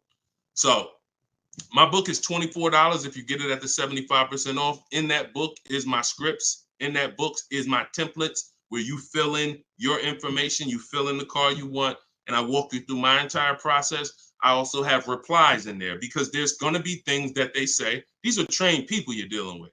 We deal with trained salespeople. So when you are reaching out to them, they're going to say things like, hey, when can you come in? Hey, okay, I'm handling my entire process from home. And then you always end with a question. All my scripts end with a question. You should always end your email with a question, not a statement. So if they say, hey, we only car shop, we only give quotes in person. Okay, well, no other dealer that I'm talking to has said that. Should I remove you from my list, or are you gonna present an offer? Always a question, because you bounce the ball back to them.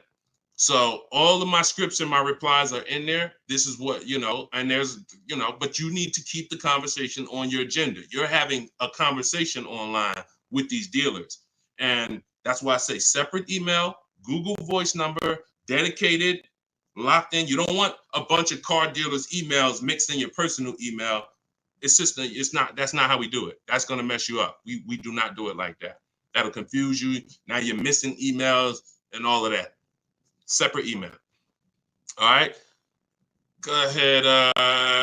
Denise is asking, can you answer my question? I want to know if I have options. Can you find Denise's question from TikTok? Dolan? You see Denise's question? Give her a second. Thoughts on, while you do that, I'm going to enter this thoughts on leasing a Tesla. There's no price negotiation. There's no price negotiation. So there's no reason to get bids. You can't get bids on Tesla. Keep that up. I'm going to get to that right after this. This is a short answer. What you need to do when you're leasing a Tesla is total out of pocket, first month payment, 12,000 miles per year, divide the monthly payment into the MSRP, like I said. And if it's over 1.5%, you're paying too much for a car you're giving back. So we still need to know if the lease deal's good. Doesn't matter. Even if it's no negotiations. Plenty of people out there that got bad lease programs that are dependent on people who don't know what a bad lease program is to come in and lease the car. And until we stop leasing those cars at these bad lease programs, when we stop, that's when they'll change. All right, it's always a buyer's market for us. Go ahead. All right, so this one's from Denise. I have a Jag and need to downsize. I'm retired and upside down 14,000.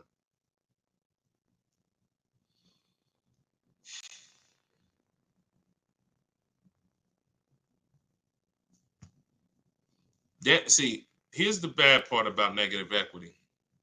The damage is done. I wish I was the person who could, give back. A lot of what I'm talking to y'all about is I'm shouting from the hills and warning you. It's up to you to take the warning. But in this particular case, with negative equity, the damage is done. Now, how do we get out of it? It's only two ways. I talked to you about that earlier. Now, in your particular case, now there's a third way. It involves the car. If the car is totaled or stolen and you don't recover it and you have gap insurance, then the car is. So I can't say there's not another way, but we can't plan on that. That's insurance fraud. So in the case of what's legal and ethical, you can only sell car or trade into or replace it with another car. And in the case of negative equity, if you can't sell the car and pay the difference, go to YouTube. After this, I spent probably 8 to 10 minutes talking about how to get out of negative equity. There's 3 ways. 2 of them lead to a new car, 1 of them doesn't. If you can't use one of the 2 ways, which is paying the difference between what you owe and the highest bidder, then you have to transfer that to another car, in which case you have $14,000. What's your car payment? How much is your car payment?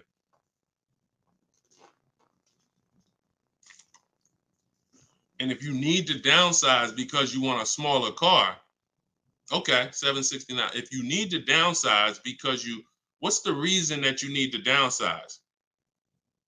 Is you need a lower payment, or you just need a smaller car? Lower payment or smaller car?